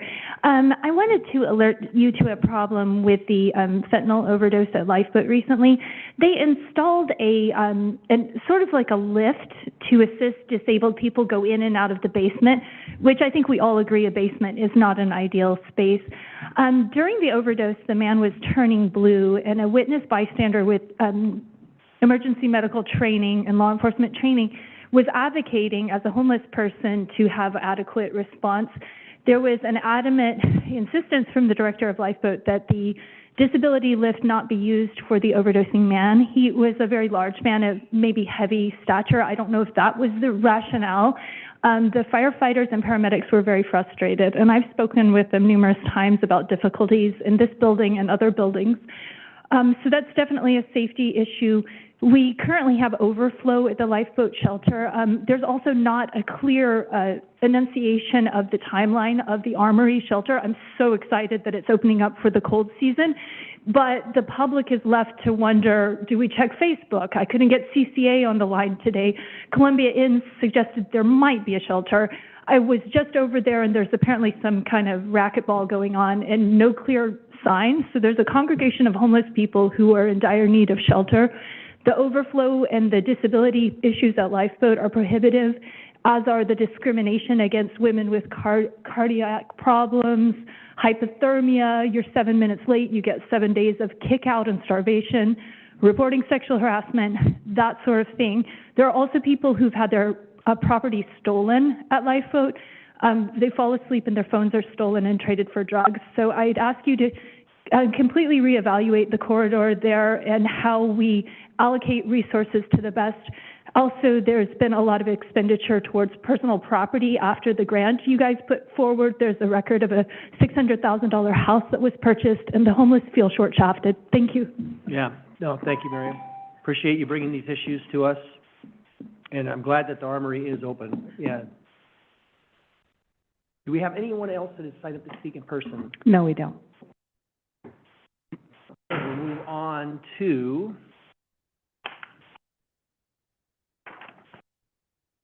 the consent calendar. Have we had an opportunity to review the consent calendar? Any questions, comments? Are we ready for a motion? I move to approve the consent calendar. I second. Move a second to approve the consent calendar as presented. All those in favor signify with an aye. Aye. All those opposed? Okay, motion carries. We'll start with commissioner reports. Commissioner Wakua. Unfortunately, due to some personal circumstances, I've not had an opportunity to engage since our last meeting, so I have nothing to report. And our condolences. Yeah. Thank you, Commissioner Wakua, and your family. Commissioner Webb. Yes. A couple of things. The, the Lower Columbia Tourism Council met, and, had an awful lot of, wonderful reports about, increased, what they call shoulder season activities. And there are lots of special events going on, in the county, throughout the winter months, that's very promising. And they've been very well received, et cetera. The only downside coming from the tourism issues, is that the OCFA, the Oregon Coast, help me out. Visitors Association. Visitors Association, thank you, has come out with a newsletter, which is talking about the TLT. And basically, saying some pretty negative things about local governments who want to, argue, in the legislature right now, for a greater share of the, only 30% that we get. I've spoken with the director about it because I told him that we had been very supportive of their work and that we felt that they have, done a lot. They've been like a regional organization. They've done a lot of research. We've really, really appreciated. But that, I, for one, could only speak for myself, but I said, I was very discouraged that they had come out with this because I felt that our arguments, and I sent him a number of the things that we're using in the legislature, I'm not sure I persuaded him very much, but I did tell him that it was difficult for me to be such an advocate for tourism when I didn't feel that the folks who were doing tourism were supportive of us and needed to understand the local government perspective, which I spent a very long time talking to him about, you know, the strange geography that this county has and the difficult highway system that we have there. I don't think there's another coastal county that has basically 3 state highways. And that when, you know, the sheriff gets a call on Route 30, close to Westport, you know, his deputy might not be real close by. And, the hospitals, he was completely, and had not mentioned in his screed, the whole issue of medical attention. You know, and I said to him, I said, you know, we have 3 busy state highways. We have a lot of accidents in Clatsop County. And I'd actually love for us maybe to get some statistics on, especially the north coastal counties, just basically the 3 counties, I guess, some accident statistics on their highways, because, I mean, I drive Route 30, Route 26, and 101 all the time. And the fact that we don't have a lot of, you know, that we have 2 healthcare facilities in the entire county and 1 trauma center. And I'm really sorry to repeat that because I have a lot of respect for OCFA. I think they've really done a terrific job for us. They've done a lot of work that our local tourism people can't do, that they just don't have the manpower for. They do a lot of course, you know, the Travel Oregon does more surveys and yada yadas than you can imagine with all the money they have. So, anyway, I wanted you all to know about that because I'm worried that we're gonna start hearing from some of our tourism providers. And so I think we need to beef up. I'd love a speech at one of the chambers. You know, I think we need to work on that, going a little bit more publicity. Can we try to do that? We'll just start in the discussion tonight. This will be the first opportunity, and we have had discussions with Orla and OCFA and and others along the way, so. I mean, this was It's not very surprising, disappointing. and, these are difficult, conversations to have. Yeah, they really are, they Start really now. are. Okay, my other report is, that I've attended a couple of webinars, that the federal government is giving in this region, which is Washington, Oregon, and Northern California, about the Northwest Forest Plan. And, because I do feel it's important for those of us who are advocating for forest issues to understand what's going on with the feds. And even though we don't have any federal forest land in our county, I think it matters. Forest practices, I think need to be consistent, really do.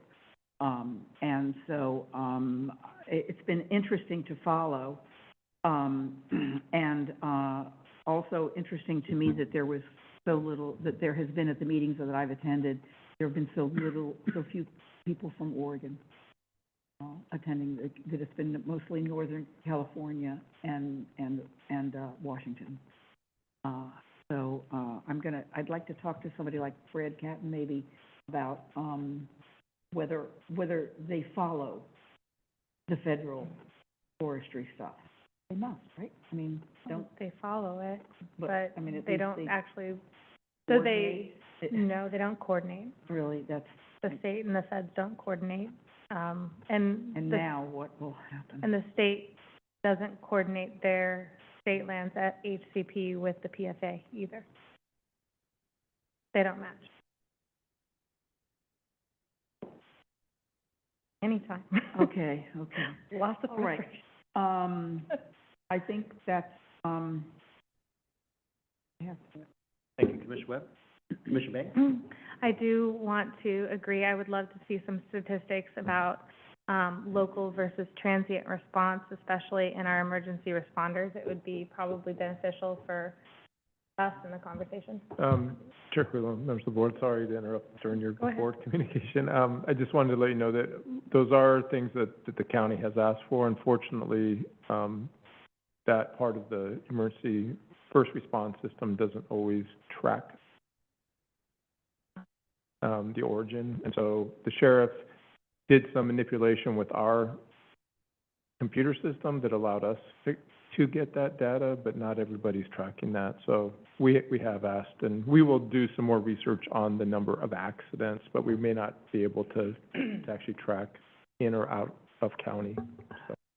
That's too bad, because it would be beneficial in the conversation to know how much response is actually going to a local response versus incoming tourist response. That would just be beneficial for us, I think, because I think the number of traffic accidents that are caused by somebody who doesn't live locally.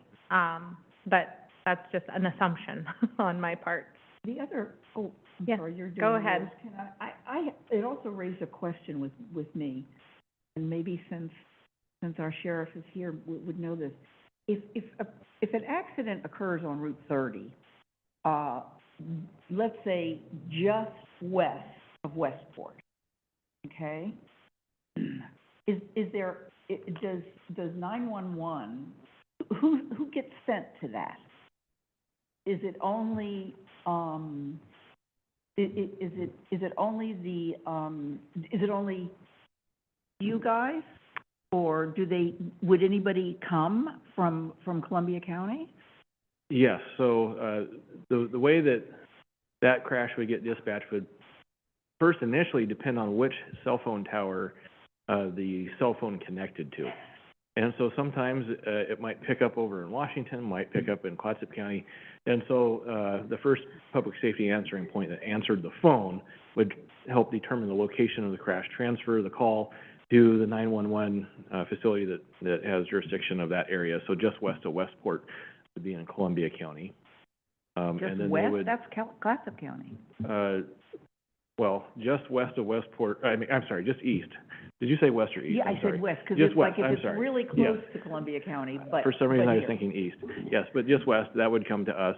But they would dispatch the fire out of the Columbia County dispatch, because Westport's working with them. And the EMS would come from there, but the law enforcement, might come from Oregon State Police or from us. So who decides if it's OSP or you all? Well, if the crash, occurs on a state highway, it should be dispatched to Oregon State Police. They've made some improvements, but for a long time, they have not had, good staffing levels here. And so it frequently fell on the sheriff's office, to include, many times where on holiday weekends, they had no troopers on at all. Because their union contract allowed them to take vacation whenever they put in for it, and there was no overrides for holidays. And so we would take, the majority of those all of those crashes.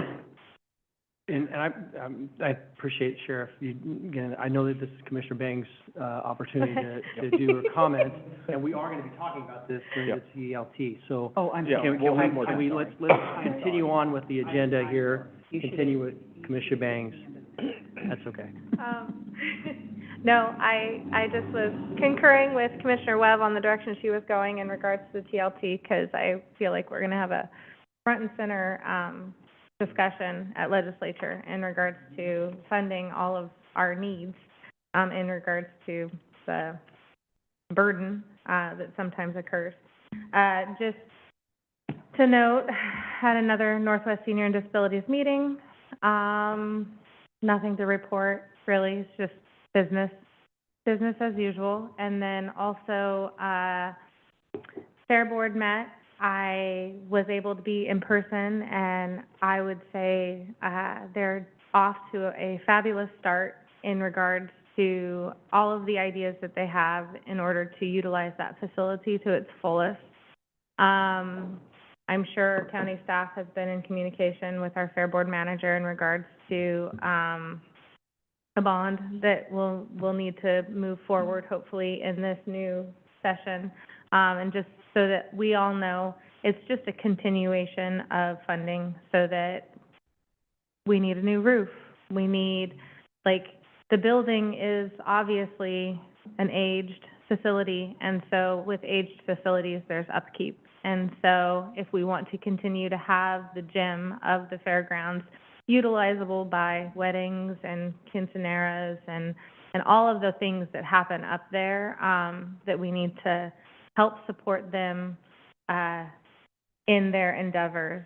But other than that, they're a very excited group, full of wonderful ideas and a lot of experience just in event planning and hosting of events. I was interested to hear some of their insight. I'm excited about the future of the fairgrounds. And then I was able to encourage the utilization of our staff for their strategic planning, just because our staff has done such an amazing job at strategic planning for us. I feel like that they're experienced and would be able to offer a really, hopefully, quick and easily utilized strategic plan once the board converses about it and hopefully chooses one way or another to go with the county or not. I mean, I'm just excited for you guys to get a strategic plan in place. And so, other than that, I went to the Northwest, back up.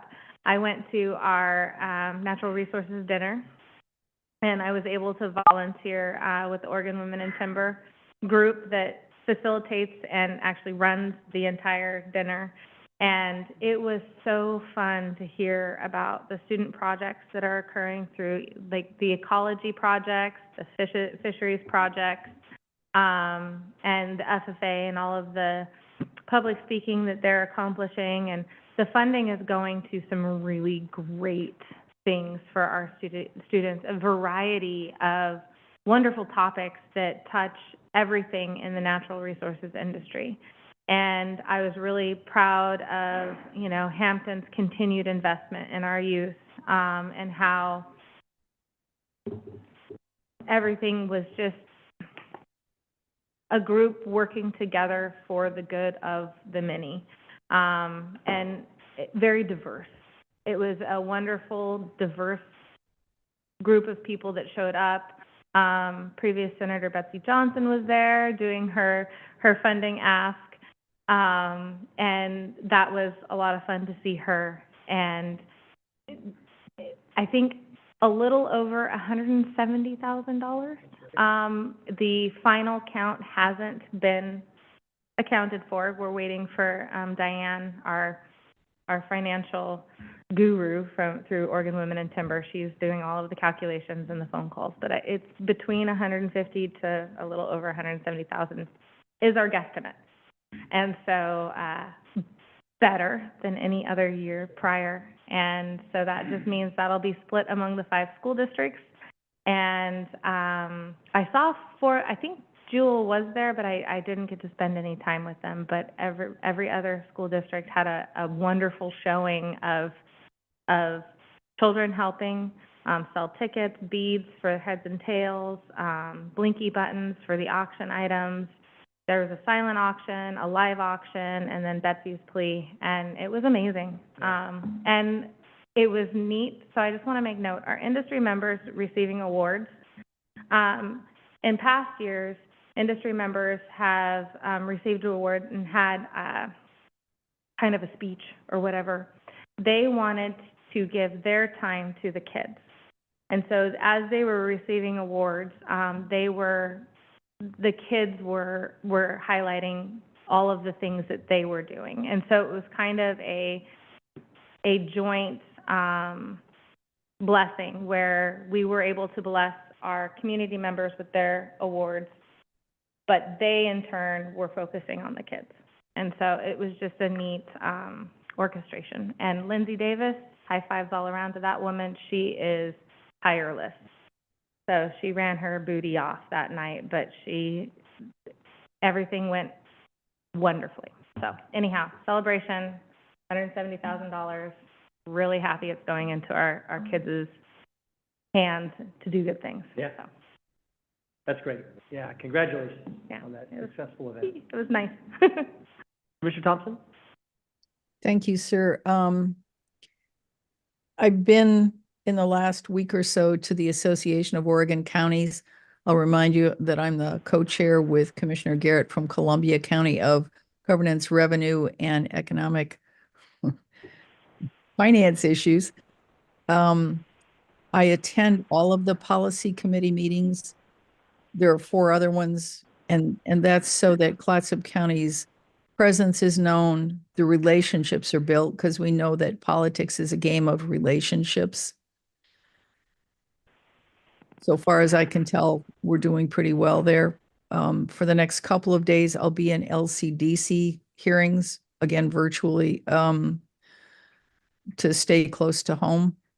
The other thing is that LCDC is looking at incorporation issues and transportation issues. So if anyone is concerned about that, heads up, 8 to 5, next 2 days. Thank you, sir. Yeah, thank you, Commissioner Thompson. And I'll just mention that I did go to the State of the State, was honored to go to the State of the State address last week, and during the governor's presentation, she talked about her visit here to Astoria in November, talked about meeting with a lot of, the sheriff and Monica and a number of the nonprofits in our area, the city, the county, everybody that has collaborated on making the Columbia Inn a success. She toured the Columbia Inn, talked with a number of folks that are staying there, and came away with a very favorable impression and very impressed with what we're doing as a community to address the issues. So she made that a focal point of her speech, and I thought that was, she did not talk about a number of communities. She talked about Astoria and Clatsop County, and really highlighted it. So that was fantastic to get that recognition from her. And then we went to the Clatsop Behavioral Health Care groundbreaking yesterday for their 32-unit supportive housing development that's also going to have some open door services as well. And we were able to again talk about what a wonderful success when you bring all of these people together and how we're doing things right in Clatsop County. A lot of the discussion that we had during our strategic plan, I think we want to model after what we've already accomplished. I mean, it's just something that we've got to continue to do. So hats off to our team and everybody that, had a hand in both the CBH project and with Columbia Inn, because it's getting recognition. We're making great strides. So that was all I have. County Manager. Chair Creel, members of the board. I also went to the Natural Resource Dinner. It was a great time. It was my first one, and it was eye-opening how many people were there and all the different activities. But the highlight of my night was seeing the sheriff take home a metal tree. So, so not everybody's brave enough to bid on the metal tree, but In your living room.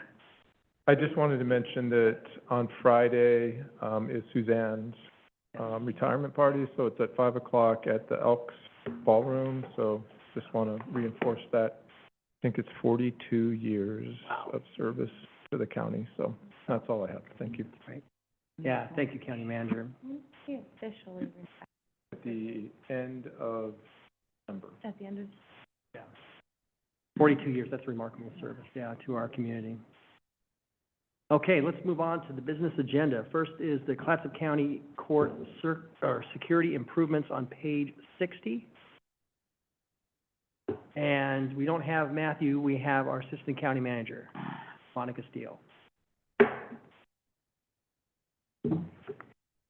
Thank you, Chair, members of the board. I am here on behalf of Matt, and then I also have asked the sheriff.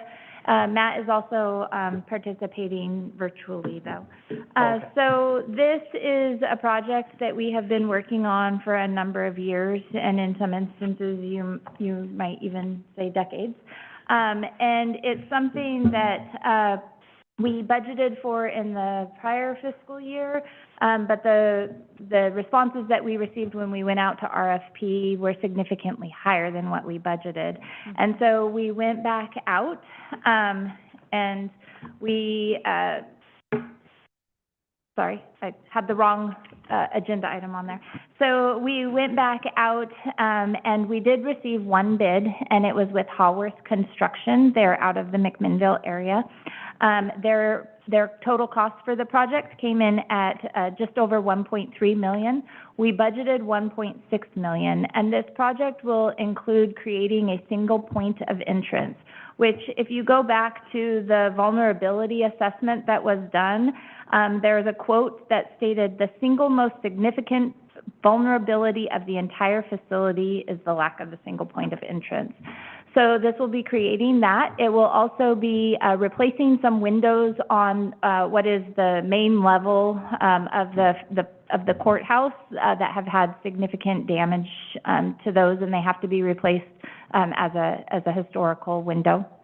And then it also includes kind of hardening the lobby area for the DA's office to make it a little bit more bullet resistant.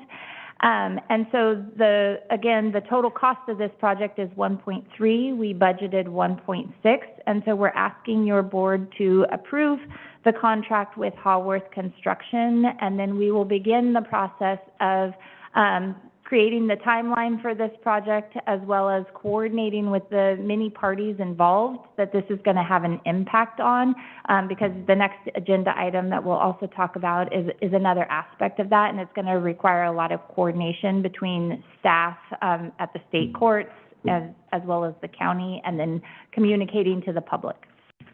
Available for any questions, and the sheriff is as well. Do we have any questions for our Assistant County Manager or the sheriff? No Mr. Banks? question, other than I'm glad we're entering the 21st century. Just because something hasn't happened, doesn't mean something won't happen. And I really would like our staff and fellow people that, go to the courthouse to be safe, or as safe as we can possibly make them in the historic building that it is. So.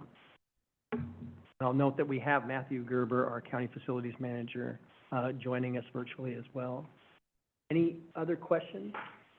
Commissioner Webb? Well, I have a number of comments, I guess. I wish that the board had been a little bit more involved earlier in the process, because I guess I have some specific issues, and I went you know, the kind of person who loves,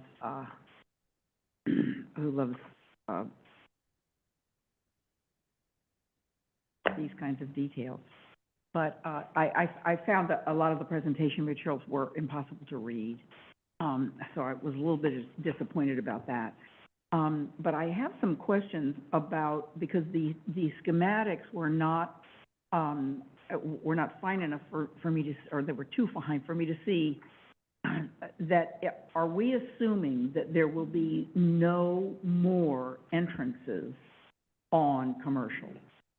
I mean, so are we gonna close down the It door? will be accessible for exit, emergency exit. You will not be able to enter through good. anything except for the ADA entrance that's currently down in the basement. That's where all entrances will take place for the Right. general public. Okay, so architecturally, nothing will change No. on the north facade? Mm-mm. On any of the facades, Okay, yeah. Wonderful, wonderful, because that's one of our few county historic buildings left. I love this particular room, but it's so difficult. To me, there are a lot of, you probably know that there are a lot of people who think that there are county offices in the courthouse. There used to be. I've had people who work there say, oh, yeah, people walk in here all the time and want to know where the planning department is. So I hope that maybe external signage could be,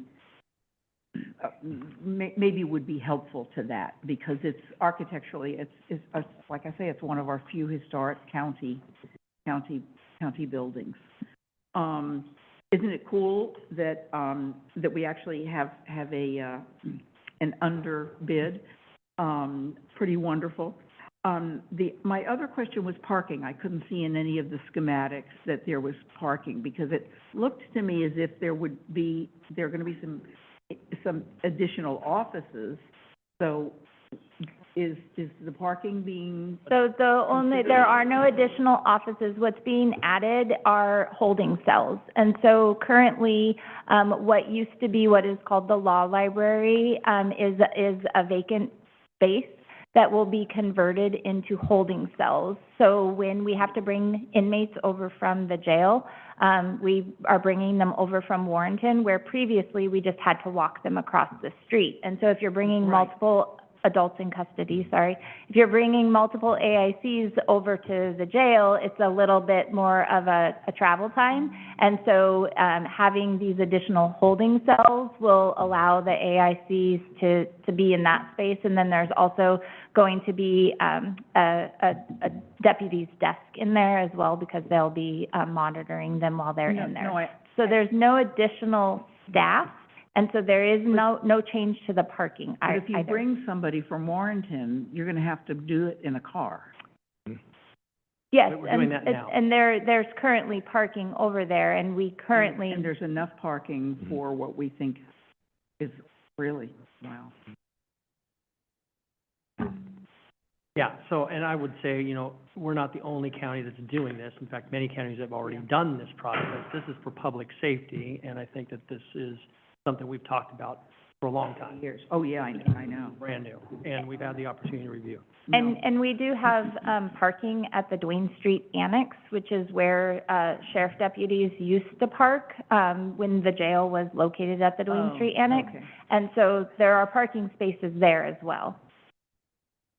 County Manager? Chair Quinn, members of the board, I just wanted to go back in time just a little bit, and as if you will recall, the architect that worked on this project was Sierra, and they had one of their historical architects work on it, so somebody who was really ensconced in what the rules are and maintaining kind of the historical integrity of the building. Most of what's being done is on the interior, and we're certainly replacing windows and things as part of this, but functionally, there's not any different use of the building. It's just consolidating to one entrance that will be secure. And so everything else that's happening in the building pretty much will be as it is today, so. is there any, I also didn't see anything that was an exterior, I was looking for kind of a shot of the new entrance.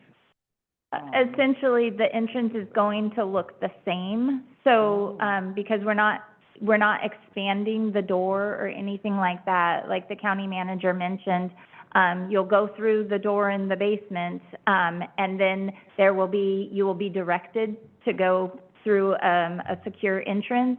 There will be doors on the inside preventing you from just going straight forward. But the outside is not going to look any different. There will be some drainage improvements that are made, but that's underground, and then it'll be covered up with concrete. Okay. So from a historical perspective, we're not doing anything to change the outside of the building. And the windows that are being replaced they've gone through the, City of Astoria's historical review process, and they have to meet those requirements. Wonderful. Are there going to be, machines, I don't know what you call them, the things that, you know, you'll have to have everything you bring in is gonna have to go through like an airport type entry? The scanner, yes. Thank you, thank you. Metal detectors. Good, that's great, wonderful. Good, yeah, and these are all things that we need to do. We also had Senator Lieber and her Oregon legislative team here to look at the deflection program to, and they spent some time in the courthouse building down in the basement, and they were kind of shocked and really did see, yeah, these are things that need to be improved. This building really is in need of some improvements, and especially, we'll talk about the next issue, they were afraid to ride the elevator, so. Yeah, and we did receive $444,000 in state funding. Commissioner Thompson was a part of that, committee review process. And so, yes, we will receive funding from the state to help assist with this project as well. Yep. All right, are we ready for a motion? Any other questions? Ready for a motion? I move to authorize the county manager to sign the contract and any amendments with Howarth to perform the county court security improvements. We have a second. Thompson, a second. All right, moved and seconded to authorize the county manager to sign the contract and any amendments with Haworth to perform county court security improvements. All those in favor signify with an aye. Aye. All those opposed? Okay, motion carries. Next, elevator modernization, page 162. So again, as part of this project, previously, as I mentioned, the first time when we went out to bid on the single court entrance project, we did both the elevator and the single point of entrance as one package. We decided to break them out this go around, and we went out for RFQs in September. And we added to that, in addition to the courthouse, we also added the 800 and 820 exchange buildings, because those also need to be improved. So we figured economy of scales, if they come out for more than one elevator, we would get a better quote. We did get 4 responses on that, and we budgeted $760,000, and the bid that came in as the low bid, as well as what staff and our consultant felt was one of the most qualified bids, was the Kone bid for $627,000. So that also came in under budget. Kone is also currently our maintenance contract. And so it works out well because they have been able to, under that maintenance contract, come and start some of this work, just in regards to taking a look and seeing what has to happen to get things in line. Part of this is elevators are really hard to come by right now. There's a long lead time on them. So we will be starting with the courthouse, and it is going to impact access for about 4 weeks. We will be without an elevator. So that's part of that coordination that I mentioned. And so the sheriff and myself and Matt Gerber are all part of the court security committee. And so we will be working with all those parties involved to figure out how we are going to make sure that services are maintained and easily accessible for all members of the public. Once they complete the courthouse, then they'll move over to the 800 and 820 buildings. And so we'll also be making those accommodations with the facilities staff over there when we have to transition. Any questions?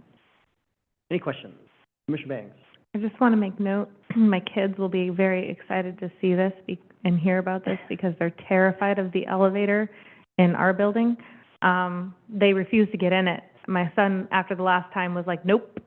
They don't have the adventurous spirit that I do, apparently. Well, I've worked for the county for 14 years, and I have been in that elevator under a handful of times. So I agree with them wholeheartedly. Whoa. Any other questions? Well, yeah, I got it. Commissioner Webb? Yeah, so how do you, 4 weeks it's gonna take? Mm-hmm. So, So- like, if somebody comes in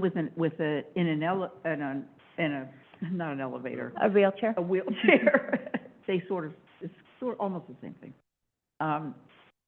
What'll happen? I So mean, those are part of the conversations that are going to be taking place in regards to where might some services be able to be offered as far as an alternate location. We do have, though it is a little bit difficult, we do have, can't think of the terminology, but there's something to assist so you can move folks who are unable to walk upstairs. You're able to, one of those little things yes. that people have in their homes. yes, yeah, well, not on your wall, but it moves you up the stairs. Yeah. So those are all parts of the conversations that we're gonna be having, also in regards to, is it gonna be necessary to perhaps hold court in separate locations, such as the Boynton building here? And so those are the things, trying to work around, everyone's schedules, the court schedules, and just being able to access, services in potentially different locations. Yeah, Okay, any other questions? important. Well, yeah, it might be disruptive, we have to get it done, so this is. I move to authorize the county manager to sign the contract and any amendments with Kone to modernize 3 county elevators at the cost of $627,000. Thompson seconds. Commissioner Thompson seconds, authorize the county manager to sign the contract and any amendments with Kone to modernize 3 county elevators at a cost of $627,000. All those in favor signify with an aye. Aye. Aye. All those opposed? Okay, motion carries. Thank you. All right, thank you, Sheriff. Thank you, Assistant County Manager. We'll move on to the adoption of the fiscal year 25-26 budget policies on page 195. Andrew Sullivan, our Finance Director. Welcome. Thank you, Chair Quila. Good evening, Commissioners. So during last week's meeting, we submitted to your board during the work session the budget policies and budget calendar for the fiscal year 25-26 budget. This evening, we are revisiting the topic for your consideration and ultimately your adoption. I'm here to answer any questions you may have. All right. Do we have any questions? Nope. Again, we went over this in our work session Yeah. last week. Got the budget calendar in there. All right, do we have any other comments, questions? We ready for a motion? I move that the board adopt the fiscal year 2025-2026 budget policies as presented. Second? Second, moved and seconded to move that the board adopt the fiscal year 2025-2026 budget policies as presented. All those in favor signify with an aye. Aye. All those opposed? Okay, motion carries. Thank you. Thank you, Andrew. All right, we move into the public hearings at this time. This is the first reading of ordinance 24-23 to amend Title III, Chapter 3.16 of the Clatsop County Code to consolidate code sections 3.16 and 3.28 and make other modifications and adjust unincorporated and countywide transient lodging tax rates. It's on page 216. And I'll go ahead and move on. This is the time set for the public hearing. Ordinance 24-23 to amend Title III, Chapter 3.16 of the Clatsop County Code to consolidate code sections 3.16 and 3.28, make other modifications, and adjust the unincorporated and countywide transient lodging tax rates. So, County Council, can we have the first reading by title only? This is ordinance number 25-01 in the matter of an ordinance amending Clatsop County Code Section 3.16 and Section 3.28 transit room tax. Thank you, County Council. All right, we're ready for the staff report. Chair Quayla, members of the board, Andrew. that'll be me, and then, the sheriff and Andrew are here to answer any questions as we go. I just want to go back to October 9th, 2024 is the first time that we discussed this in detail during a work session. Then I talked about it again on January 15th as part of the conversations about the budget policies that your board just approved. One, I had mentioned it in the work session this afternoon, but we are having to pivot as the conditions change. And part of the pivoting is looking at our finances in a manner that really ascribes the use of our services and the payment for the use of those services. We've done that with the fee schedule and some conversations that we've had about subsidy issues. And this really falls in line with that philosophy. Impacts of tourism are placing disproportionate stress on our public safety system. That includes the sheriff's office, which is why the sheriff is here, and for him, it's both the jail and on patrol and search and rescue and other services. It's the district attorney's office, emergency management, our local fire services, and then EMS services also. Statistically, Clatsop, Lincoln, Tillamook, and Curry counties are the most tourism-impacted counties per capita. I think that is important to continually reiterate because the impacts on public services, on public safety services, is really a result of the population intensity that occurs during certain times of the year. It is a volume issue. Volume-wise, we have to serve more people, and that impacts public safety in really big ways. We talk about the jail, but it's more than just the jail.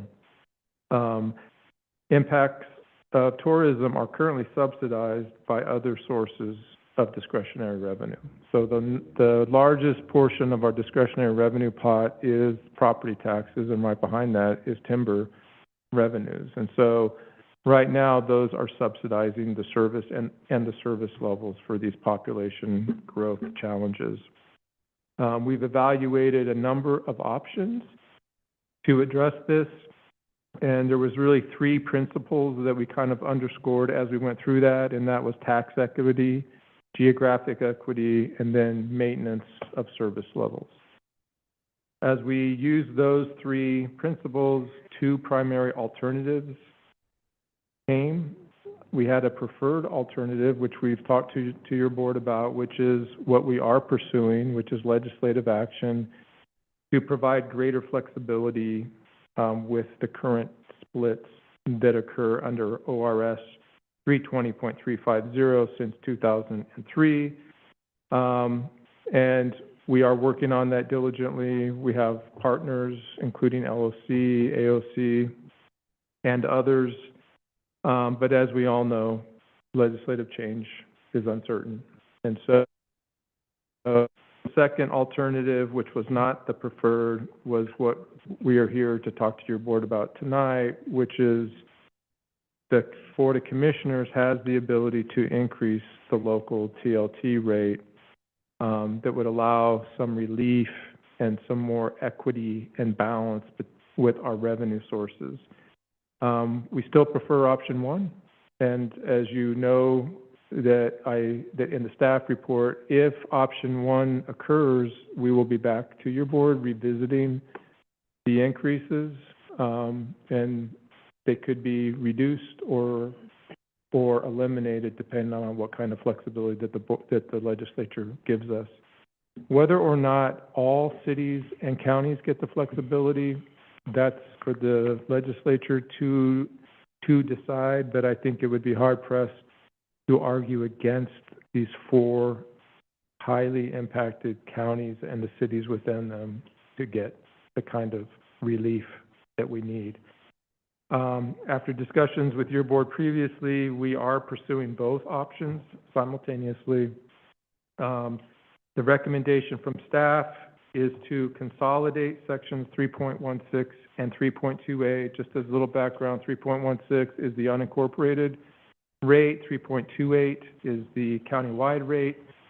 Most of the language in those two sections are similar, so we just want to consolidate them into one. And we are recommending that the unincorporated rate be increased by 1 cent and that the countywide be increased by 2 cents. So the countywide rate sits on top of the city rate. So the cities have their own rates, the city do their own collection, the county rate just sits on top of the city rate. So that doesn't impact city collections or anything else. The revised ordinance was also written with a maximum rate, with the idea that if the legislature does something, your board can adjust the rate downward just by resolution. So we won't have to amend the ordinance. Your board will be able to actually just decrease it or modify it by a resolution, which will make it quicker. The revised ordinance also includes a few other modifications. One of them is that it dedicates the discretionary portion of the post-2003 rates to specifically address tourism-related impacts on general fund-supported public safety services and service levels. So our priority is public safety and the impacts that tourism is having on those services. We also revised the definition of transient lodging intermediary to just reflect how other jurisdictions have been defining that. We also, tourism dollars will be set aside. So the 70% of the new 2 cent countywide rate would be set aside in a restricted account, and it would be budgeted based on board priorities with input from our city partners and from our tourism partners. And then the fiscal impact of these changes would generate about additional 4.1 million of revenue, but the caveat is only 1.23 of that is actually discretionary. And that's part of our argument for some changes in the formula is that to generate the transient lodging tax revenue that would create more of that equitable balance, we have to increase the rate higher than we would want to meet the 70% requirement for tourism promotion and tourism facilities. And so I am such an eternal optimist, as you know, and so I'm going to believe that the legislature is going to give some kind of reprieve to us. But if not, we're taking the first step to create stability for the organization as we move forward. The consequence of us not generating additional revenue for public safety will mean reductions in services and service levels. It's not, I mean, that's what is on the line here. And it's not something that happened immediately. Part of what happened is we opened up a new jail. And the new jail costs more, and it's sized to meet the needs of a larger than 40,000 population. We also have just the fact that our other discretionary revenues are not growing. And we have property taxes that are not growing quicker than inflation. So our buying power is diminished every year. We have timber revenues that are unstable and are starting on a decline. We're not sure about revenue replacement in that arena. So, you know, as we mentioned when we talked about the budget policies, we're just taking a very, what I would consider more of a pragmatic approach to where we are, making sure that we have the reserves that would be sufficient to buy time, because organizations are kind of like cruise ships. We don't turn quickly. And so we need the time to turn. So So what the county is asking, and I will say that I understand this isn't popular with our tourism-related businesses or maybe ACFA. I think that our approach has been very pragmatic with this as well. We're not asking, I mean, we would still fund tourism promotion and facilities. We just need more flexibility because we are one of the most impacted counties. And that's what the data shows us. That's not just, you know, my opinion, that is what the data shows. And so, and as you know, counties do certain things. One of the most fundamental things that counties do is we provide public safety. And providing quality public safety goes back to what I talked about in the work session too, which is relevance to the community. I mean, we're fortunate to have Sheriff Phillips, we're fortunate to have the staff and the dedicated staff that he has and how well trained they are and resourced they are, but that's a choice. I mean, we choose to have that level of professionalism with our law enforcement. And I don't think we want to not have that. And so, I'm only saying that I think this is a very important issue for the county. I hope the state helps us out. I hope we can find balance between the rates that are charged at the local level and the flexibility, because the rates would go down if we had the flexibility. So what staff is asking is your board conduct the first public hearing of ordinance 2423 and continue item until February 12th, 2025's regular meeting. But I want to give the sheriff and Andy have anything to say. Thanks, County Manager. Thanks for having me tonight, Commissioners. I actually wanted to compliment Commissioner Webb because right out of the chute, you were talking about, and on point, the disproportionate impacts to public safety. And I'll tell you that we have been working hard on gathering data. Some of my team have collected the data for all law enforcement agencies in the county over, from 2019 to today. I've been working with the sheriffs in Tillamook and Lincoln County. Tillamook County completed their data today. Lincoln County is still working on getting us more.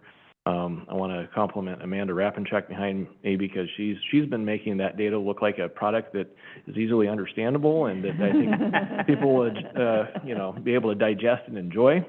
So just to kind of paint the picture, and there's even, I'm getting surprises here and there, but what's something interesting here? Non-county arrests as a percentage of total arrests. In August of this year, 45% of the people arrested in this county were not residents of the county. Wow. Right? The same thing for tickets in August of this year. We see the same kind of trends. Here's one that's kind of interesting. In July of this year, 22% of the people that were listed as victims of a crime were not residents of the county. And then we know the bookings tend to hover around that 33%. The high was June this year of 41% of people booked at the jail were not residents of the county. And the data that we're getting from Tillamook County is very similar, same with Lincoln County. So like we believed, there has been this disproportionate impact. And then I think the most alarming bit of data I got was from Chief Reckman at Cannon Beach Fire. The percentage, he's been actually on his own tracking the percentage of calls that involve residents versus non-residents. And so during COVID, like 2020, 77% of the calls his district responded to were not residents of the county.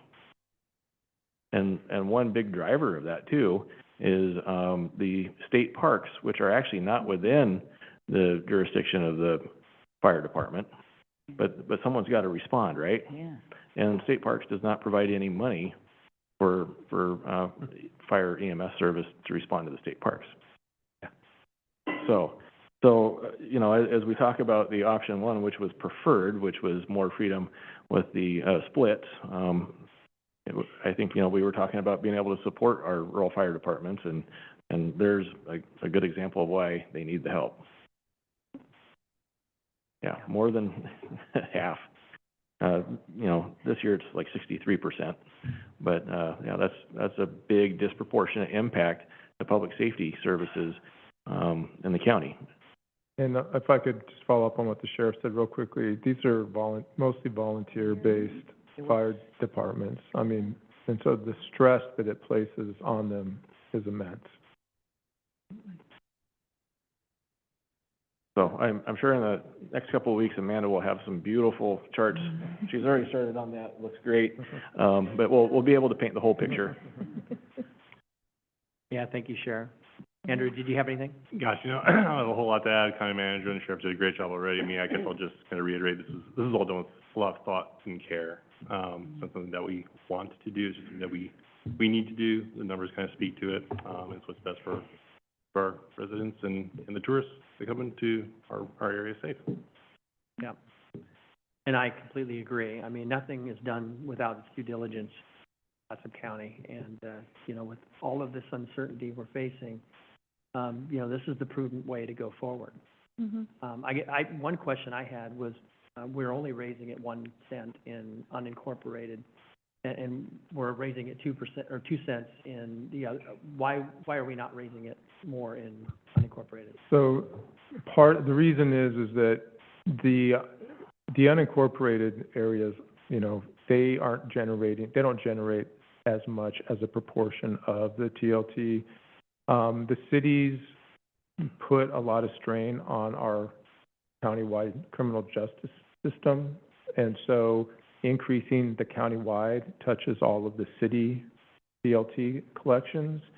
And so I think, and that's where the population centers are and some parks. And so that's why the countywide went up 2%, because it captures all the countywide impacts.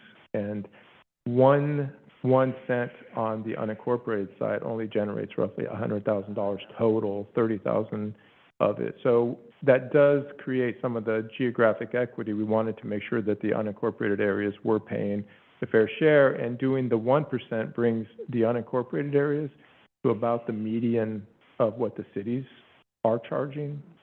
So we wanted to have some equilibrium between what the cities were collecting as a rate and what the county unincorporated areas. So that's why it was 1% with the unincorporated areas, and it was 2%. Part of the 2% too is a lot of the growth in the transient lodging businesses will be in the cities. There's a number of planned hotels in Astoria. There's some in other communities. And so it is that city rate, it's that countywide rate that would collect from those that will impact the fundamental business of the sheriff's office. So, and the courts. It was a question that came to me today, and you've answered it, but this will not impact cities. No, the transient lodging tax isn't going to impact the money that they receive.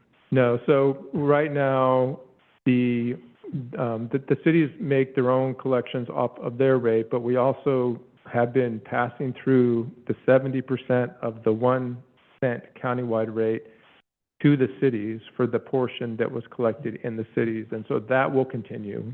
So that 70% of the 1% is still going to go to them, so they won't see any reduction. The only thing we change differently is, instead of automatically passing that 70% on that additional 2 cents, we were just going to set it aside and then work with the cities to decide what the best use of those funds are. Because when you distribute it proportionally, sometimes there are projects that they all are very interested in, but we don't fund them as a community. And so this way we can have all those conversations, and the cities, I think, are fine with that. They just didn't want to lose their 70% of the 1% that they're currently getting. Right. Any other questions of staff? Commissioner Banks? Well, not really questions of staff, but just notes for public record.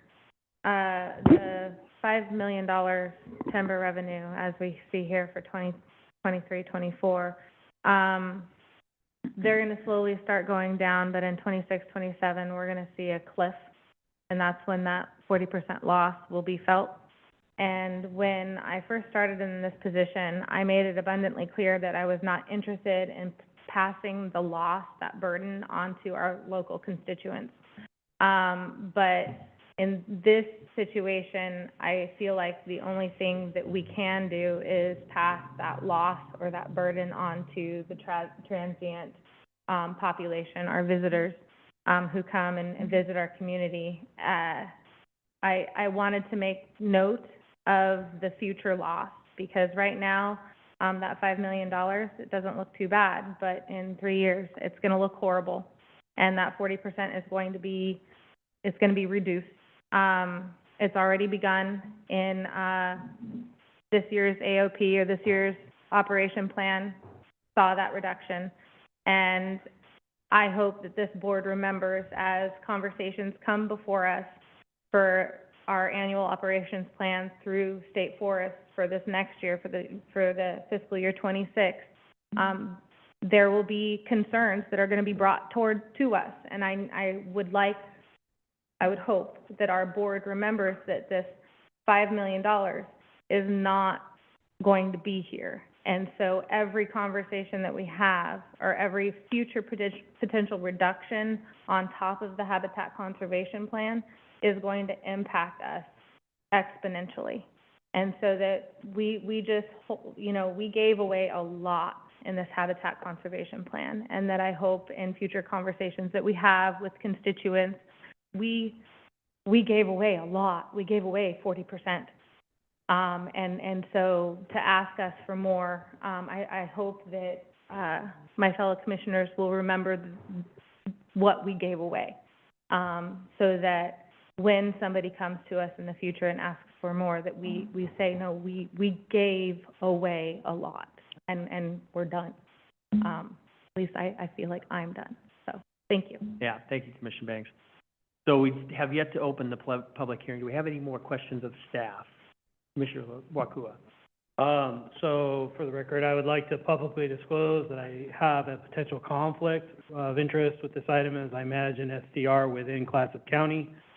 I have discussed this potential conflict with County Council, and he has advised me that this conflict would not preclude me from participating in the discussion or voting on this topic. As I manage one within unincorporated county, I just, the only question I have is about the tax rate itself. Because the PLT rate that we pay in unincorporated is already 10.5. It is, so right now, Commissioner, it's, the unincorporated side is the 9.5, and then the 1 cent sits, the countywide 1 cent sits on top. Understood. Yeah. That's, I'm just looking for clarification on that. Thank you. Any other questions of staff before we move into the public hearing? Okay. This time, I will open the public hearing on ordinance 24-23. Does any commissioner have a conflict of interest? Note that Commissioner Wakua declared his conflict, or made his declaration. Do we have any other conflicts of interest to report? Okay. Clerk of the board, are there any members of the public signed up to speak remotely? No, there are not. All right. Are there any members of the public signed up to speak in person? No, there are not. All right. We'll go ahead and close the public hearing on ordinance 24-23. We have a suggested motion that we continue the public hearing on this matter to our February 12th, 2025 meeting. So moved. I move to conduct the first public hearing of ordinance 24-23 and continue the item until February 12th, 2025 regular meeting. Second. Okay. Moved and seconded that we continue the public hearing on this matter to our February 12th, 2025 meeting, and we'll conduct the second reading at that time. All those in favor signify with an aye. Aye. All those opposed? Okay. Motion carries.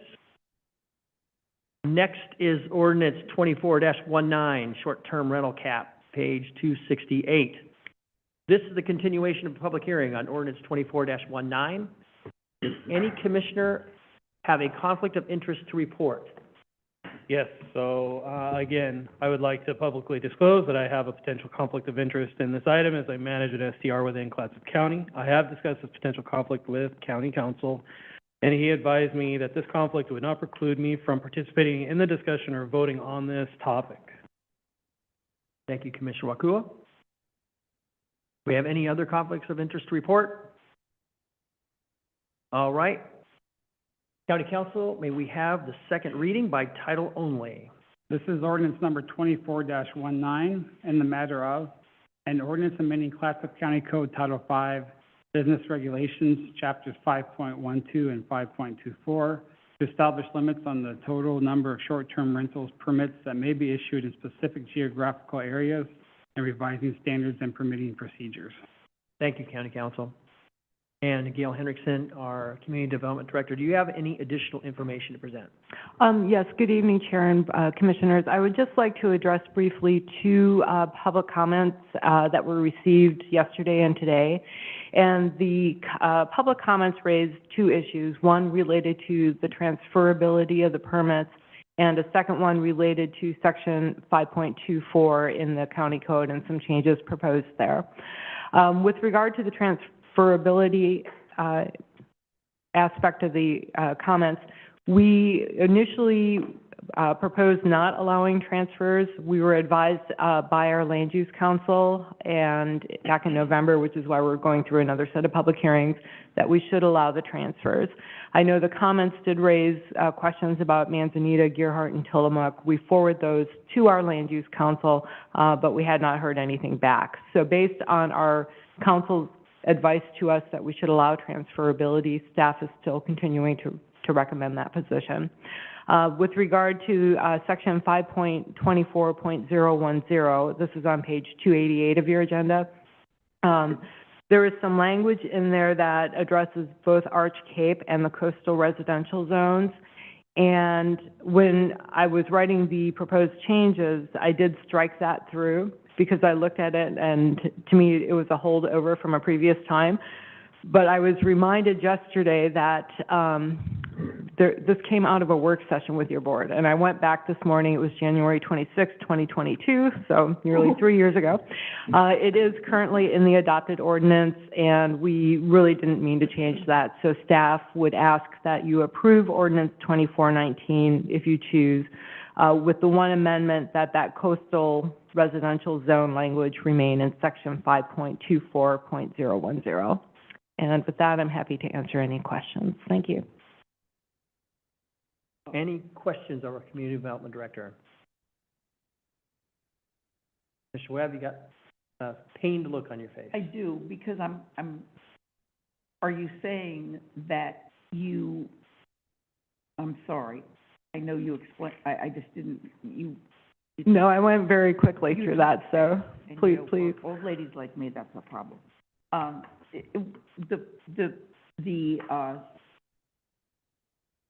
The copy that we have in front of us. I'm sorry, the copy you have is? In front of us, Yes. in our packets. Mm-hmm. Are you saying that you want to change this? The only thing I want to change is on page 288 of your agenda package. Gotcha. I'm looking right at the 524.010. Mm-hmm. And so that addresses the purpose. And so section 5.24 in the county code are the short-term rental regulations for the Arch Cape and the southwest coastal area. Right. And when we adopted ordinance 2203, after several work sessions with your board, there was a direction to staff that we should take the Arch Cape short-term rental regulations and extend them to cover the Cove Beach area. And so we made that change, but that was 3 years ago, and come 2024, certain staff people have forgotten about that change.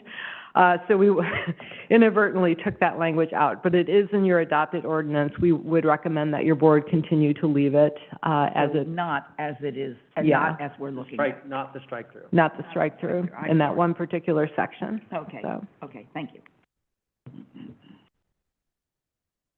Okay, do we have any other questions of staff? Can we do that in the second hearing? I think we can make any change I we believe want to so. make in this I don't session. think it's a super substantial change. It's pretty much, in line, so I think we can go ahead and move forward. Okay, cool. Commissioner Banks? Just thank you for addressing both concerns that were brought to the board. Yes, you're welcome. Any other questions? All right. Look at the board. Are there any members of the public signed up to speak remotely? Yes, I have Jeff Davis. All right, Jeff Davis. You give your name and address for the record, and you'll have 2 minutes to speak. Jeff?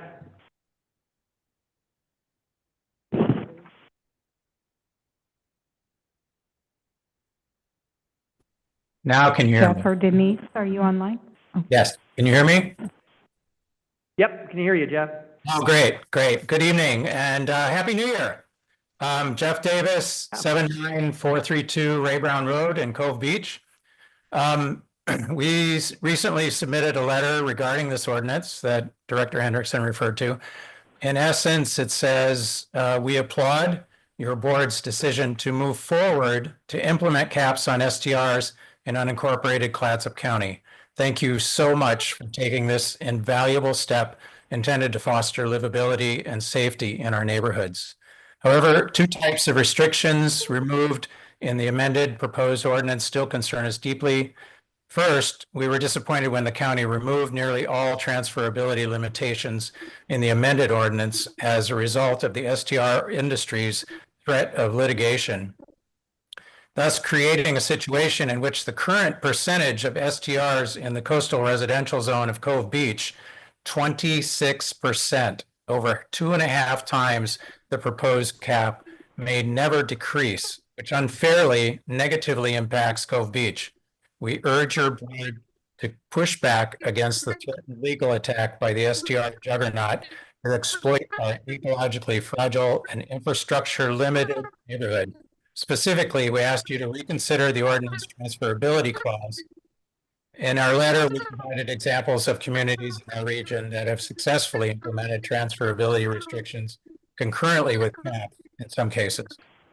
The second limitation you've already discussed, that's the 7-night turnover clause for CR zone. So we do hope that you will retain and enforce this valuable frequency limitation for CR zones, specifically for Cove Beach, again, to enhance livability and safety and to avoid the perception that Cove Beach is being adversely and unfairly targeted by its removal.